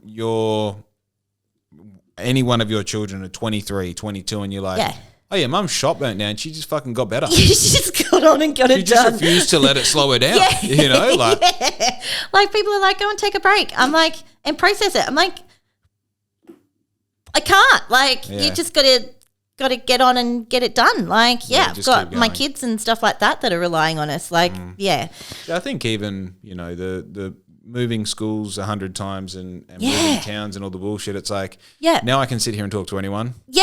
And confidently and just like be the person that person needs me to be until I'm comfortable with who I am. Yeah. So then you go, okay, well, now was it a shit childhood or was it a really good childhood? You're questioning like every little like kind of like thread of what's been like. And then, but that also, because you said before about you go, this little decision that I make here ripples into something later on down the track. Yeah. Well, then you also are down the track and you're looking back going, well, what was the little thing that rippled to my reality? Yeah. What is it that what like happened kind if of I'm still changed living that? in Victoria? Yeah. What happens if dad never met mum? What happens? Yeah, and you start going through all these things. You're like, holy, it's actually magical. Yeah. That I got to where I am. How you get to where you are. Like, Yeah. How are we doing? I don't even know. 5:17. We're cooking. Beautiful. Yeah. All right. So perfect world scenario, what is the next step for you now? Like, how would you like to see the next few months unfold? So our goal was always to get our one business up and running really well and then move on with a second location, and that was always like the goal. Okay. However, now that this has happened, we want to get reset back up again. We want to have our staff have a home again. I think we're going to push it for a year, build it to where it needs to be back again, and then sell it. And my husband has actually started a not-for-profit business that he is like really passionate about. Yeah. And we want to kind of see if we can come together as a family unit again and work together as a team on something else. Like maybe it's now time. Like I'm tired. I've been doing this for a very long time. Yeah. Maybe this is kind of like that ripple effect that something's happened. So now we've got to look at things differently. Like how does our next year of life look for our kids and stuff like that? Yeah. And maybe this not-for-profit business, which is putting back into our community still, is our next step out of that. So, so we're going to build the business up for a little bit, at least for the year, and then we'll see how we get to the end of the year and then maybe sell it on shop staff and all that kind of stuff. The bare bones of what you got now is pretty cool though. It is very cool. It is a very cool concept. So essentially our business name is an umbrella and it's two sides to the business. So the bridal side of things, which is a whole industry in itself, and then the salon, which both complement each other really nicely. Yep. And then when one's not doing so well, the other one kind of takes over and vice versa. So so it is a very cool concept, which is why I've always struggled to like come to that conclusion that there's going to be an end note at some point. Yeah. But I think it's just the fact that and I don't know if it's just because we're both really tired at the moment that maybe this is the universe going, maybe this is like something we need to look at, or whether or not it is actually that gut feeling that says like we've got to put an end time on it and see how we go. So, have you got like how many clients do you have? Oh, I couldn't even tell you. So in our books, in our diary, there's collectively around about the 500 person mark sitting in our diaries. Whether or not they all use us at the one time, but even though you'd have probably like 250, 300 regulars and then dormant, one time bought a gift voucher, whatever. Yeah. So, and I guess that was like there was a guilt factor of that as well. That like, oh, we've got full books like supposedly coming back into like the new year. The guilt factor is like I don't have a place for these people to come to. Like, what am I going to do to be able to make that place safe for them to come back again? So, What has been the response from other local businesses? So you amazing, overwhelmed. That word "overwhelmed" keeps coming. It's a very humbling experience. Yeah. They have been amazing. So we're all in business for ourselves, by ourselves. Yeah. But I feel like people that I didn't think would come forward have come forward and said, oh, hey, look, I've got like a bed or something like that you can use on a Sunday, or you can use my business for 3 days a week during like the month of January. Like, come and use it. Like, it's insane to me that they're allowing another business person to be able to come into their space that they've created, their safe place, and then you're allowing somebody else to come in to give them a helping hand to create their business. Like, so I don't take any of the help or the love that's been wrapped around us lightly. Like, everything has kind of helped us out in some way, shape or form. But hairdressing businesses that, again, it's a cutthroat industry and they're offering like spare chairs, like a spare booth for us to be able to come and service our clients. And those kind of realizations that will really, like, there's competition there still, but you guys aren't seeing it as competition. Like, we're not in it to be, competing against each other. So I don't think there's competition in Bunbury. Nah. I mean, there is between certain businesses, but for sure. It really has opened my eyes up to see how much where we sit within the local community. So that's been pretty cool. There are 3 other, and obviously this is industry specific. I'm not going to act like it doesn't, that it applies across the board, but there are 3 other significant uniform suppliers in town. Yeah. Yes. I don't think I'm a fucking blip on their radar. Yeah. Yeah. And we're trying to do 500,000 this year. Yeah.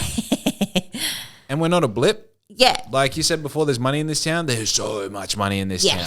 There's so much money in this town. And I think like businesses, like the ones that will survive are the ones that are not keeping themselves small. The ones that have a bit of a seem so far out there. Like you say, 500,000. Like, I didn't realize how much potential our particular business, like I still see us as a small country bumpkin fucking business. But we're not. We're not. And I keep, like, if I keep thinking myself small, then we will always remain small. Like, so. That realization. Yeah. So I'm trying to learn that at the moment. We had, I always bleep out the numbers on the thing. So to save me editing, I might just write it down. Yeah. But we had a week where we had this much money, like, come into the account, into the business. That's insane. 2 people from home. Yeah. Right. So that whole that concept of like, oh yeah, we're trying to do this, we're trying to do that, we're trying to grow and all the rest, and then have the bookkeeper say like, hey, you did this week, like, not invoiced, money in. Yeah. Yeah. That, like, whoa. What do you mean? Yeah. Like, that's, it is. Yeah. So then you start going, well, if we can do that, like, could we double it? Yeah. Yeah. What does that look like? Here and there, and then if we do double it. Can we handle the volume? Can we do this? And when you start having those can we, yes we can. Yes. That's that realization of like, we're not the country bumpkin business. Yeah. We are a business. Yeah. Yeah. And we're also, in there to be able to be seen. People see that. Yeah. Your vocabulary changes, your shoulders get pulled back. You know, when you walk in and you offer that product, you offer that service, or people come to you and they anticipate that service, you're like, I'm about business. Yeah. Yeah, that's exactly right. Like, you're coming to me for that particular, thing. Yeah. So then you go, okay, cool. Well, if you do take yourself that seriously, that's when I go, well, there is no competition. Yeah. Because Totally Workwear don't do what I do. Yeah. You know, yeah. like You're Work totally don't do what concept. I do. Yeah. Like we are, and honestly, Yeah. if you do the same thing, then do something different. What are you going to do to stand out against everybody else What's that may the have why? a similar concept? Yeah. I think that's I don't see myself in competition with anybody else, and definitely not in the bridal world. In Perth, it's a completely different story. Metro's completely different minefield. But down south, like, we all kind of look after each other. And if I can't get my clients in to see us for whatever reason, then I'm not going to gatekeep that from anybody else. Like, I will help them find someone that I would recommend. Yeah. And so I guess I don't see, like, the local businesses that are reaching out and helping as essentially competition, but I do understand that, like, keeping my mindset small, I see myself not as big as what they are. Yeah. But at the same time, we are, and I kind of have to allow myself to be okay with that and be on the same level as what I see these other businesses at. Absolutely. Yeah, and so that's my growth pattern this year, and procrastination. That's manifestation. I hate the word, but you know, it's that visualization to have it, and then once you get on the path, not get to it, but once you get on the path to it, understanding that that is the realization of that visualization. Yeah, too many TIONs, but the idea that being on the journey to getting there is actually the thing. Yeah, getting there means nothing. No, it's a journey that you learn along the way, and the different lessons learned along the way. Like, yes, you may still fuck up, and yes, you may, like, you know, it feels icky, but I feel like there's that other boundary there where you were saying before, like, there's a fine line between if something feels too hard that you keep pushing for it, that's not the right thing. Yep. Like, growth is going to feel icky and uncomfortable and everything like that, and I feel like there's that fine line there where you have to learn which part you need to listen to and trust. But on the other side of things, you have to be able to keep pushing forward to have the growth that you need. I think growth feels new. Yeah. Growth isn't a grind. Yeah. You know what I mean? It's sort of like, how would you describe it? It's sort of like, I normally record first thing in the morning, just so you know. And I drove to Perth last night and got home at midnight. You're doing really well. So I'm a bit all over the place. But I think, like, what I'm seeing in my mind is, like, growth is like walking in a dark room with no shoes on and you're walking through gravel. Yeah. Right? You're like, it's sort of uncomfortable, but I'll be fine. Yeah. You know? Yeah. You're going to be okay. You're not going to die from it. Like, right. Growth isn't trying to hold on to a rope that's slipping out of your hands that has a weight at the end of it and it's destroying your hands. Yeah. You know, it's like growth really is just like, oh, this is like, I've never tried talking to big business about, getting their uniform needs and all the rest. Yeah. But why not? But why not? And if I get this one, then why can't I get 10 more? Yeah, exactly. You know? Yeah, exactly. And that just goes back to that, well, what's possible? Can I? If I could do it, what does it look like? What does it feel like? And then you start going, well, that's what it looks like and feels like. I'll start pretending that I'm that in my head. I'll start talking about it in my prayers. I'll start talking to other people about it. I'll talk to people smarter than me about it. And all of a sudden, bang, you're in that room. Yeah. And you're selling uniforms to someone. Yeah. And I definitely think the people that you surround yourself with, there's that whole old age adult, you're the average of your 5 best friends. Yeah. Like, if you want success, you need to surround yourself with success. Like, if you're going to surround yourself with, I'm going to use the word bums, but you know what I mean. Like, you're not going to go anywhere. Like, that's not their reality. That's going to keep you stunted. So that's that same goalpost thing, right? Yeah. If everyone has the same goalpost, it's so easy to move that way through osmosis. Yeah. And also, like, going back to my speed skating days, if you want to get faster, train with people faster than you. Yes, because you want to keep up with them, you right? Just get sick of losing. Yeah. Like, I have to get better. Look, I'm not exactly the most gracious loser. All right. We did say we'd circle back to it. So talk to me about doing one thing exceptionally instead of doing 5 things average. So this was very much a concept.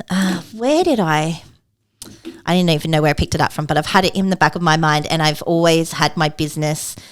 That's been the seed from my business. Like, we started off with doing bridal hair and makeup artistry. We did that exceptionally well. And then I was like, if anything's going to come into it, I cannot half-ass it, or if I'm going to have somebody come in alongside me and help me as a subcontractor, it has to be, I mean, no one's ever going to be at the same level as you because you're the business owner that's got something in it, right? But like they have to have somewhat an alignment with what you're wanting. And so my thing has always been, if I am going to bring something into the business, it needs to be done well. It can't be half-assed. And if I can't do it well, well, then we don't offer it at all. Yep. If it's not something that I can offer personally, then the people that I outsource to need to do it exceptionally well because there is a level of standard that I expect within my business. Yep. And so therefore I'm going to expect it from them as well. So I have tried and lost and tried again and lost again. So I feel like we had the right ratio of all of that where like the right mix of people, the right personalities and all that kind of stuff that kind of helped mesh that together. Yep. And then from there, I guess like anybody else or any other like service that we offered then had to mesh with what we had built from there. So there was like levels of that, I guess, like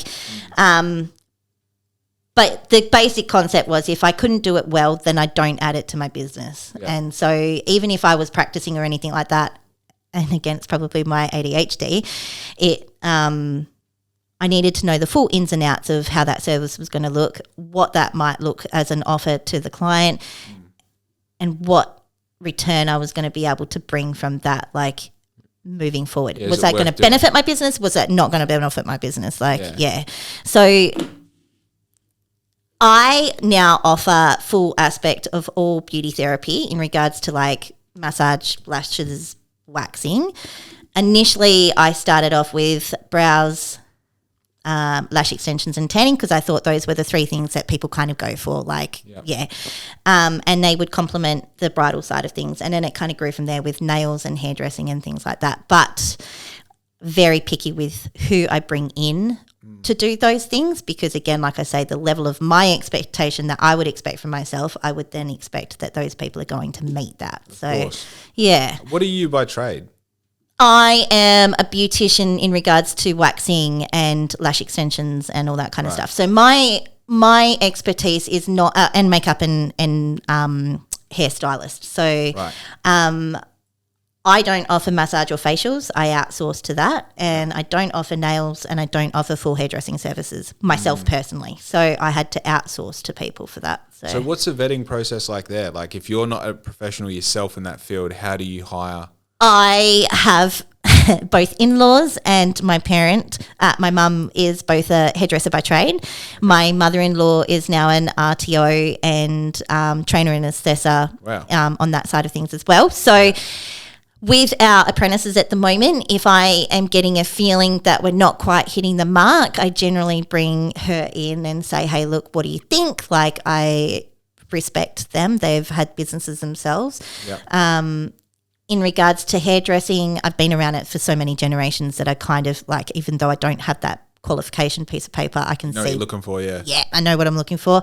And the hairdresser that we did have has whoever comes into that has big shoes to fill. So So, and then there's the growth concept of being able to allow yourself to make those mistakes, just a little mistake if it's not going to work out, and allow yourself the grace period of like, it's okay, that didn't work out, let's chop and change our like way through. Does that make sense? It does. Yeah. So you mentioned RTO, trainer and assessor. How many apprentices do you have? I have 2 hairdressing apprentices. Yep. One started off, we do a lot of work with the local schools in town, not so much with TAFE, but TAFE has this weird relationship with us where they come in and ask us our thought concepts of how their training's going, because we get quite a few of their, like, I guess, the graduates coming through. So every so often they'll touch base with us and go, how do you think our training's going, and things like that. Like a curriculum assessment. Yeah. Okay. And I'm kind of like, well, even if I do give you my thought process on it, it's not going to change it.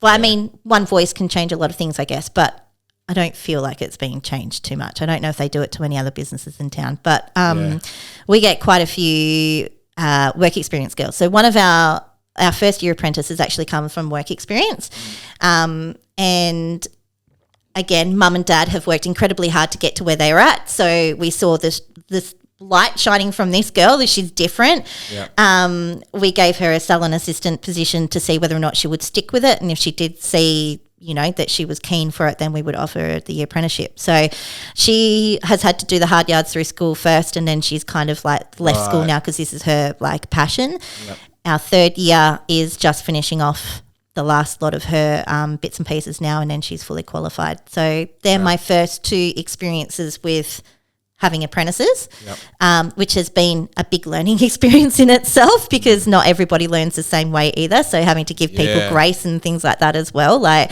and finding different ways of being able to like reach people with their learning experiences is So how do you go retain? Have either of those finished their apprenticeship? Not just yet. So we have now, because our senior hairdresser left, we've now got 2 senior hairdressers on board. Right. So we've jumped from 1 to 2, and the girls will work between the 2 of them to finish off the rest of their schooling. So interesting. Yeah. Yeah, that blessing in disguise, you don't even know. Like, yeah. Even just getting like, I know, like when I sit back and look at all the brilliant men that I feel like I've learned, you know, characteristics, how to be a good person, how to be a good man, how to, you know, like one dude stands out really well, like a lot. His name's Jeff Hill. When I started working at Iluka Resources as a process operator, I was like 19, green, had no idea about anything. About anything. I've been a speed skater up until 10 minutes ago. Now I'm back in Australia. I'm on a mine site, you know. And I remember we're walking around. He's doing like, it was my first shift was a night shift, and he's walking around. He's gone, so that feeds that comes down from the screen belt into the hopper there, and then that pumps it into this hopper, and that takes it up to a filter belt, and that goes to there. And I'm like, yeah, cool. When we get about 6 hours into the shift, I'm like, sorry, Jeff, you've said this word hopper about 150 times. What is that? What's a hopper? He goes, oh, it's the anything that's like a big container that water or slurry or something comes into. And I was like, he answered that question as if I didn't know what I was talking about. He didn't answer it as if I'm a dickhead who should have known. Yes, yeah. And I remember thinking like, A, I feel like I can ask this dude anything now, and B, I want to be like Jeff. I want to be like Jeff. You know?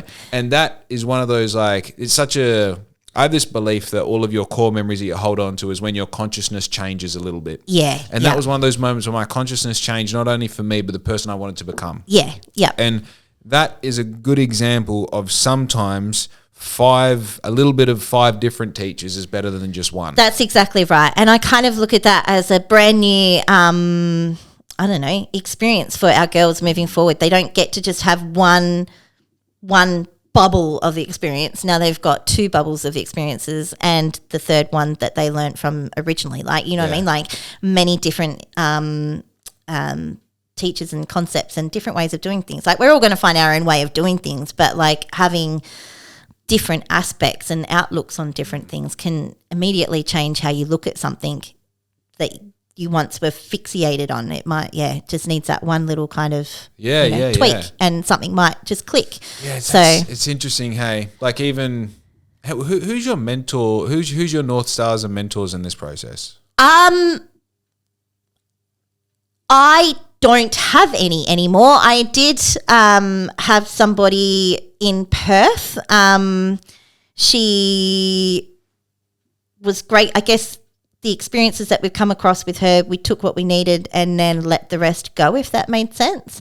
But we don't have anybody. I don't have anyone in particular. So I just look at, I guess I would have had like earlier on, but now I'm kind of like, well, I know what I'm looking for and I know what I want.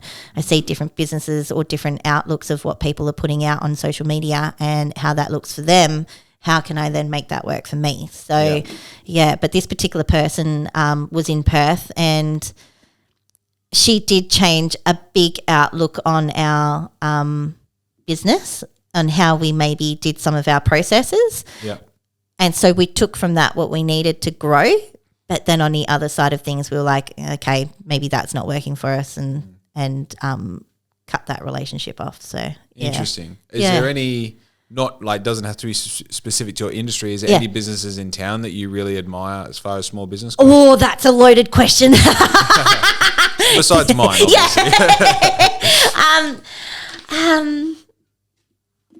There's probably many, to be honest with you, but to come like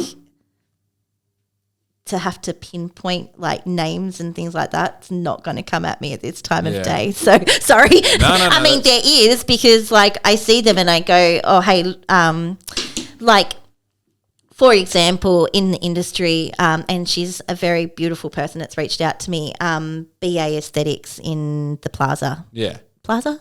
Park Centre. Park Centre, yeah. Yeah. Place. Total badass. She's cool as. Yeah, she is. She's very cool. I actually went to school with her older brother and I worked with her dad at one point in hospitality. Cruise. Kane.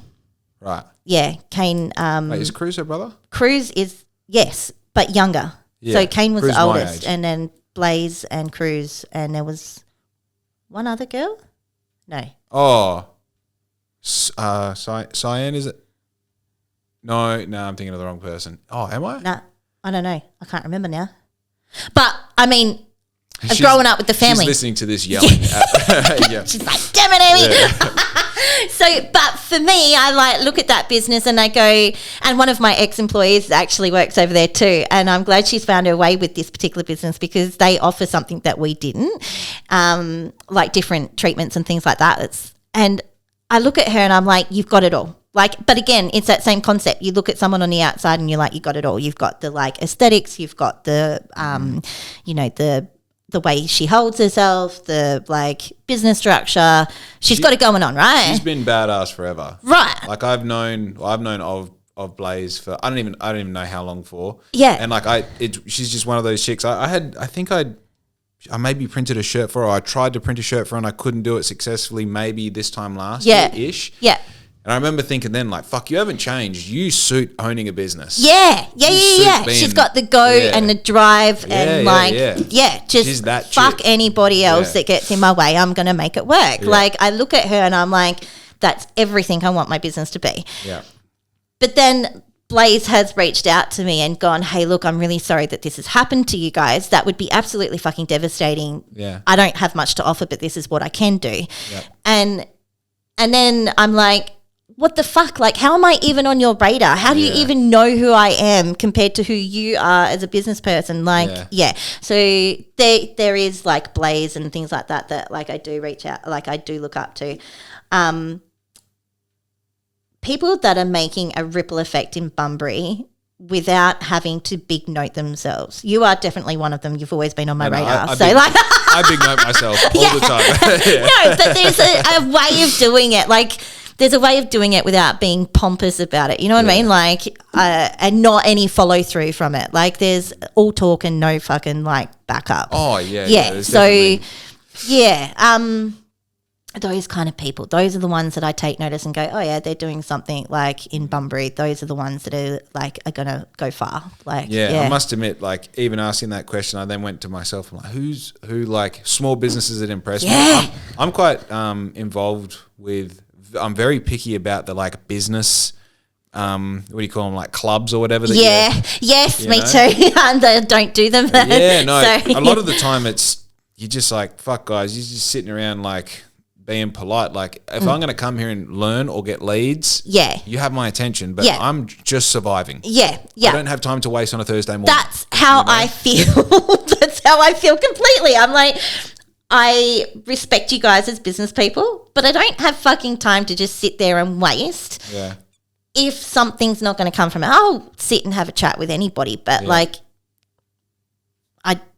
what I have known of these particular groups, I haven't really gained anything out of it. It's just more like a patting each other on the back kind of thing and like talking about each other's like experiences, I guess, like businesses when you pop up. And that can be cool to an aspect, but then I don't feel like that outreach is really like valuable.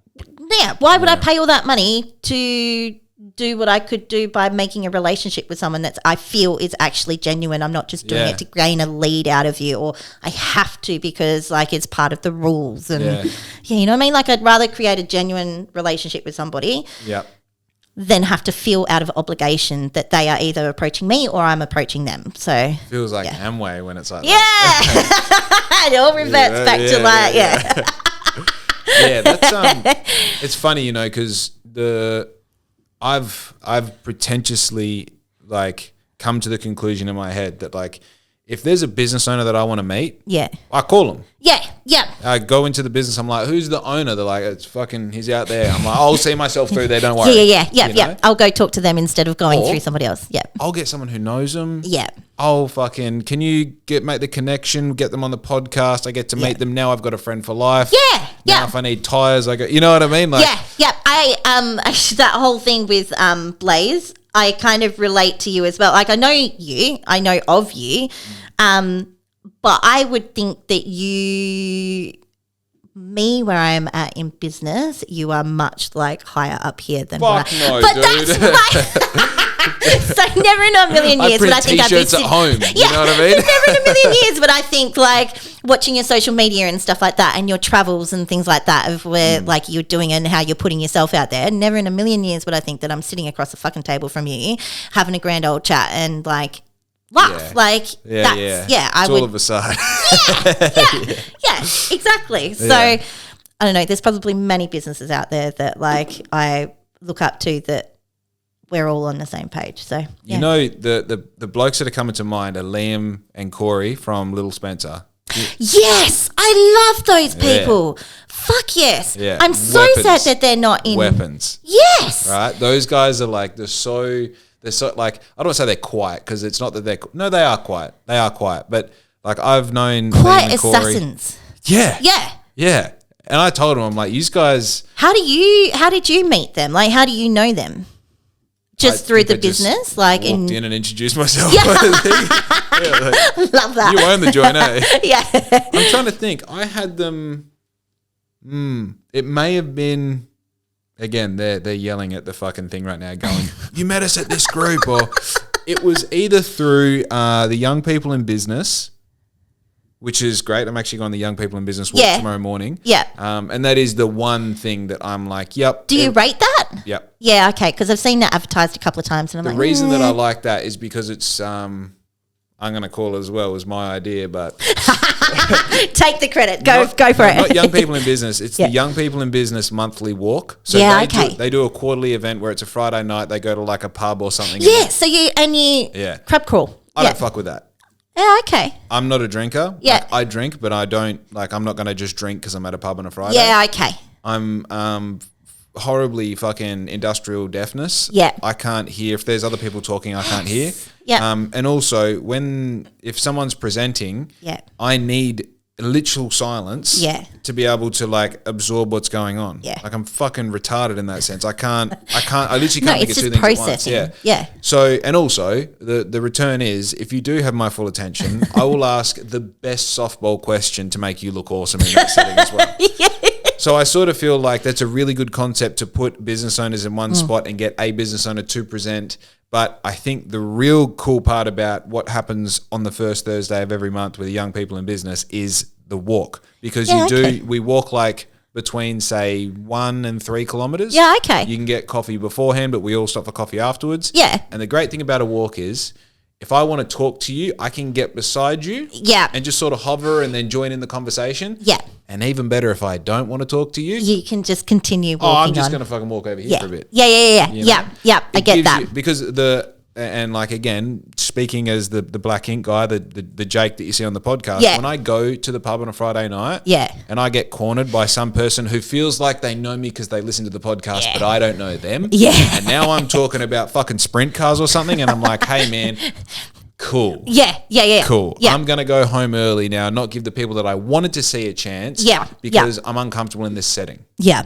You know? Yeah. So do I rate that particular thing? Yes. That walk on the first Thursday of every month. Okay. And I'm saying it like that because I want to market it to people who are interested. And it's not just for business owners. It's for people who have a vision. Yeah. It's entrepreneurs. It's people who are creative. Yeah, okay.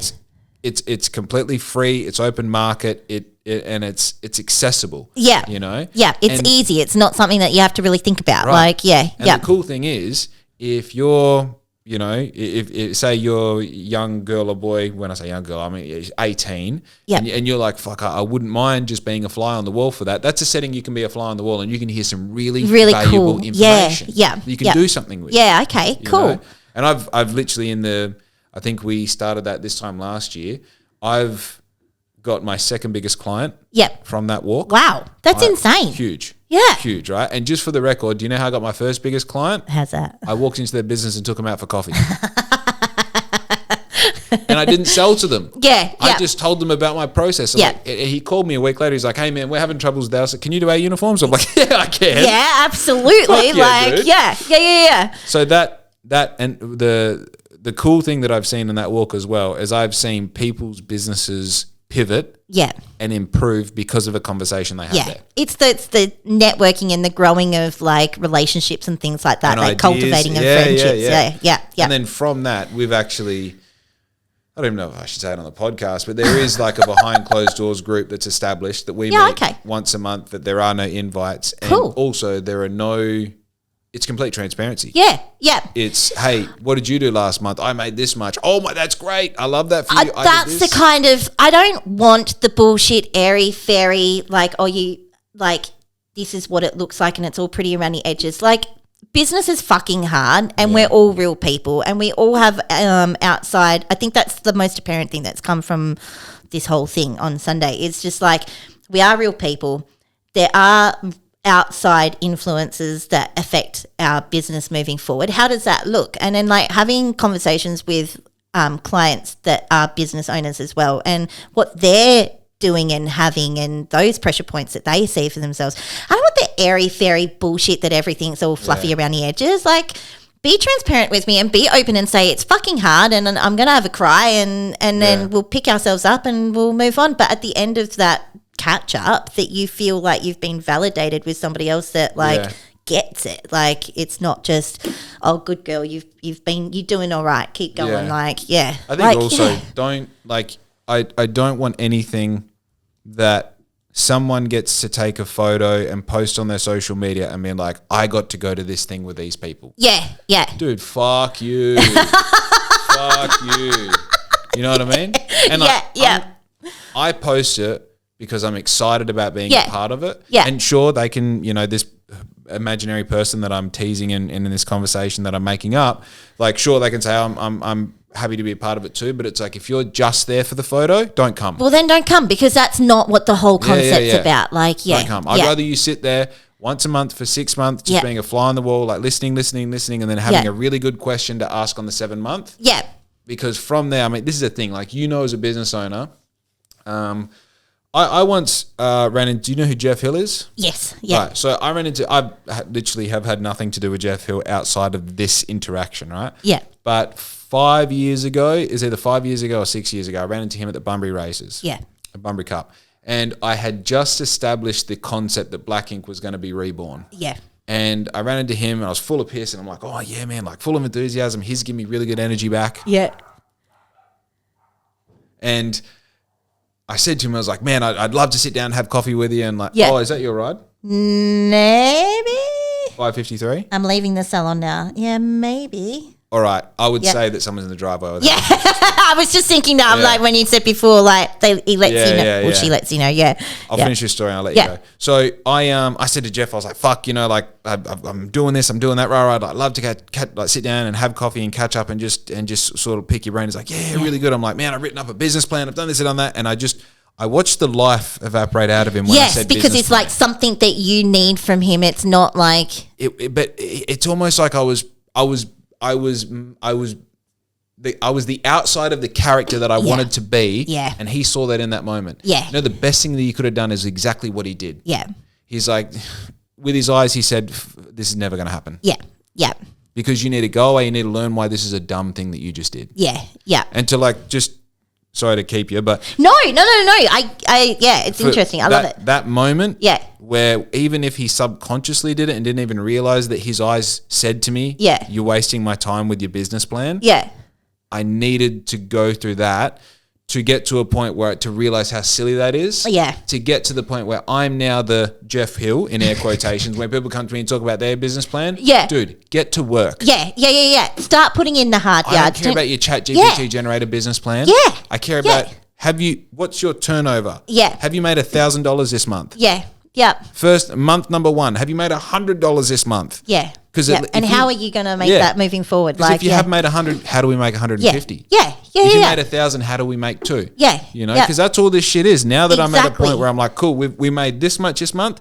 How do we double it? How do you then replicate that moving forward? Like, how are you going to build on it? Yeah, What's absolutely. your system? What's your approach? What's your... Nothing matters on paper. It's exactly like your life. And I feel like that's why it's hit so hard, because like we've pushed so hard. It's not just paper. It's like our life force that we built. And like you keep striving hard and you keep going the next level and you keep pushing your goals just that little bit more. Like, how's the next month going to look like? And then, it's gone and you've got to start all over from scratch and remember why you did what you did. I think your business is your life force. Yeah. That's such an accurate way to put it. It's my baby. I built that from like ground up and I built the reputation that we have, and now to see that all come, I mean, it's just brick and mortar. I get that, and the reputation still lives on, but like that's my baby. Like it's just ripped out from underneath me. So how do I build that? All right. I'm going to ask you how people can help you. I'm going to start it off with, you're going to go on the GoFundMe and fucking donate. She's not going to ask you to. I'm asking you to. Please. But as far as like, let's say someone wants to support and they have donated to the GoFundMe or they haven't and they want to do something more. Yeah. What is the something more that would be actually valuable to you at this point? Advertising and things like that, like helping us get out there more, like building from the ground up again, like being able to get our name out there and saying, hey, we're still around. We haven't died when our business burnt. Like, in regards to like physical things, we've had a lot of people reach out to us in regards to equipment, and that's been amazing. But like, there's things that I realized that made my life easier in my last business that starting from scratch is going to be hard again. So like therapy tables that like electric ones and things like that we can move up and down, and I'm not having to physically like tighten bolts and shit like that. Like those stupid little things that you took for granted almost. Yes. Like help me.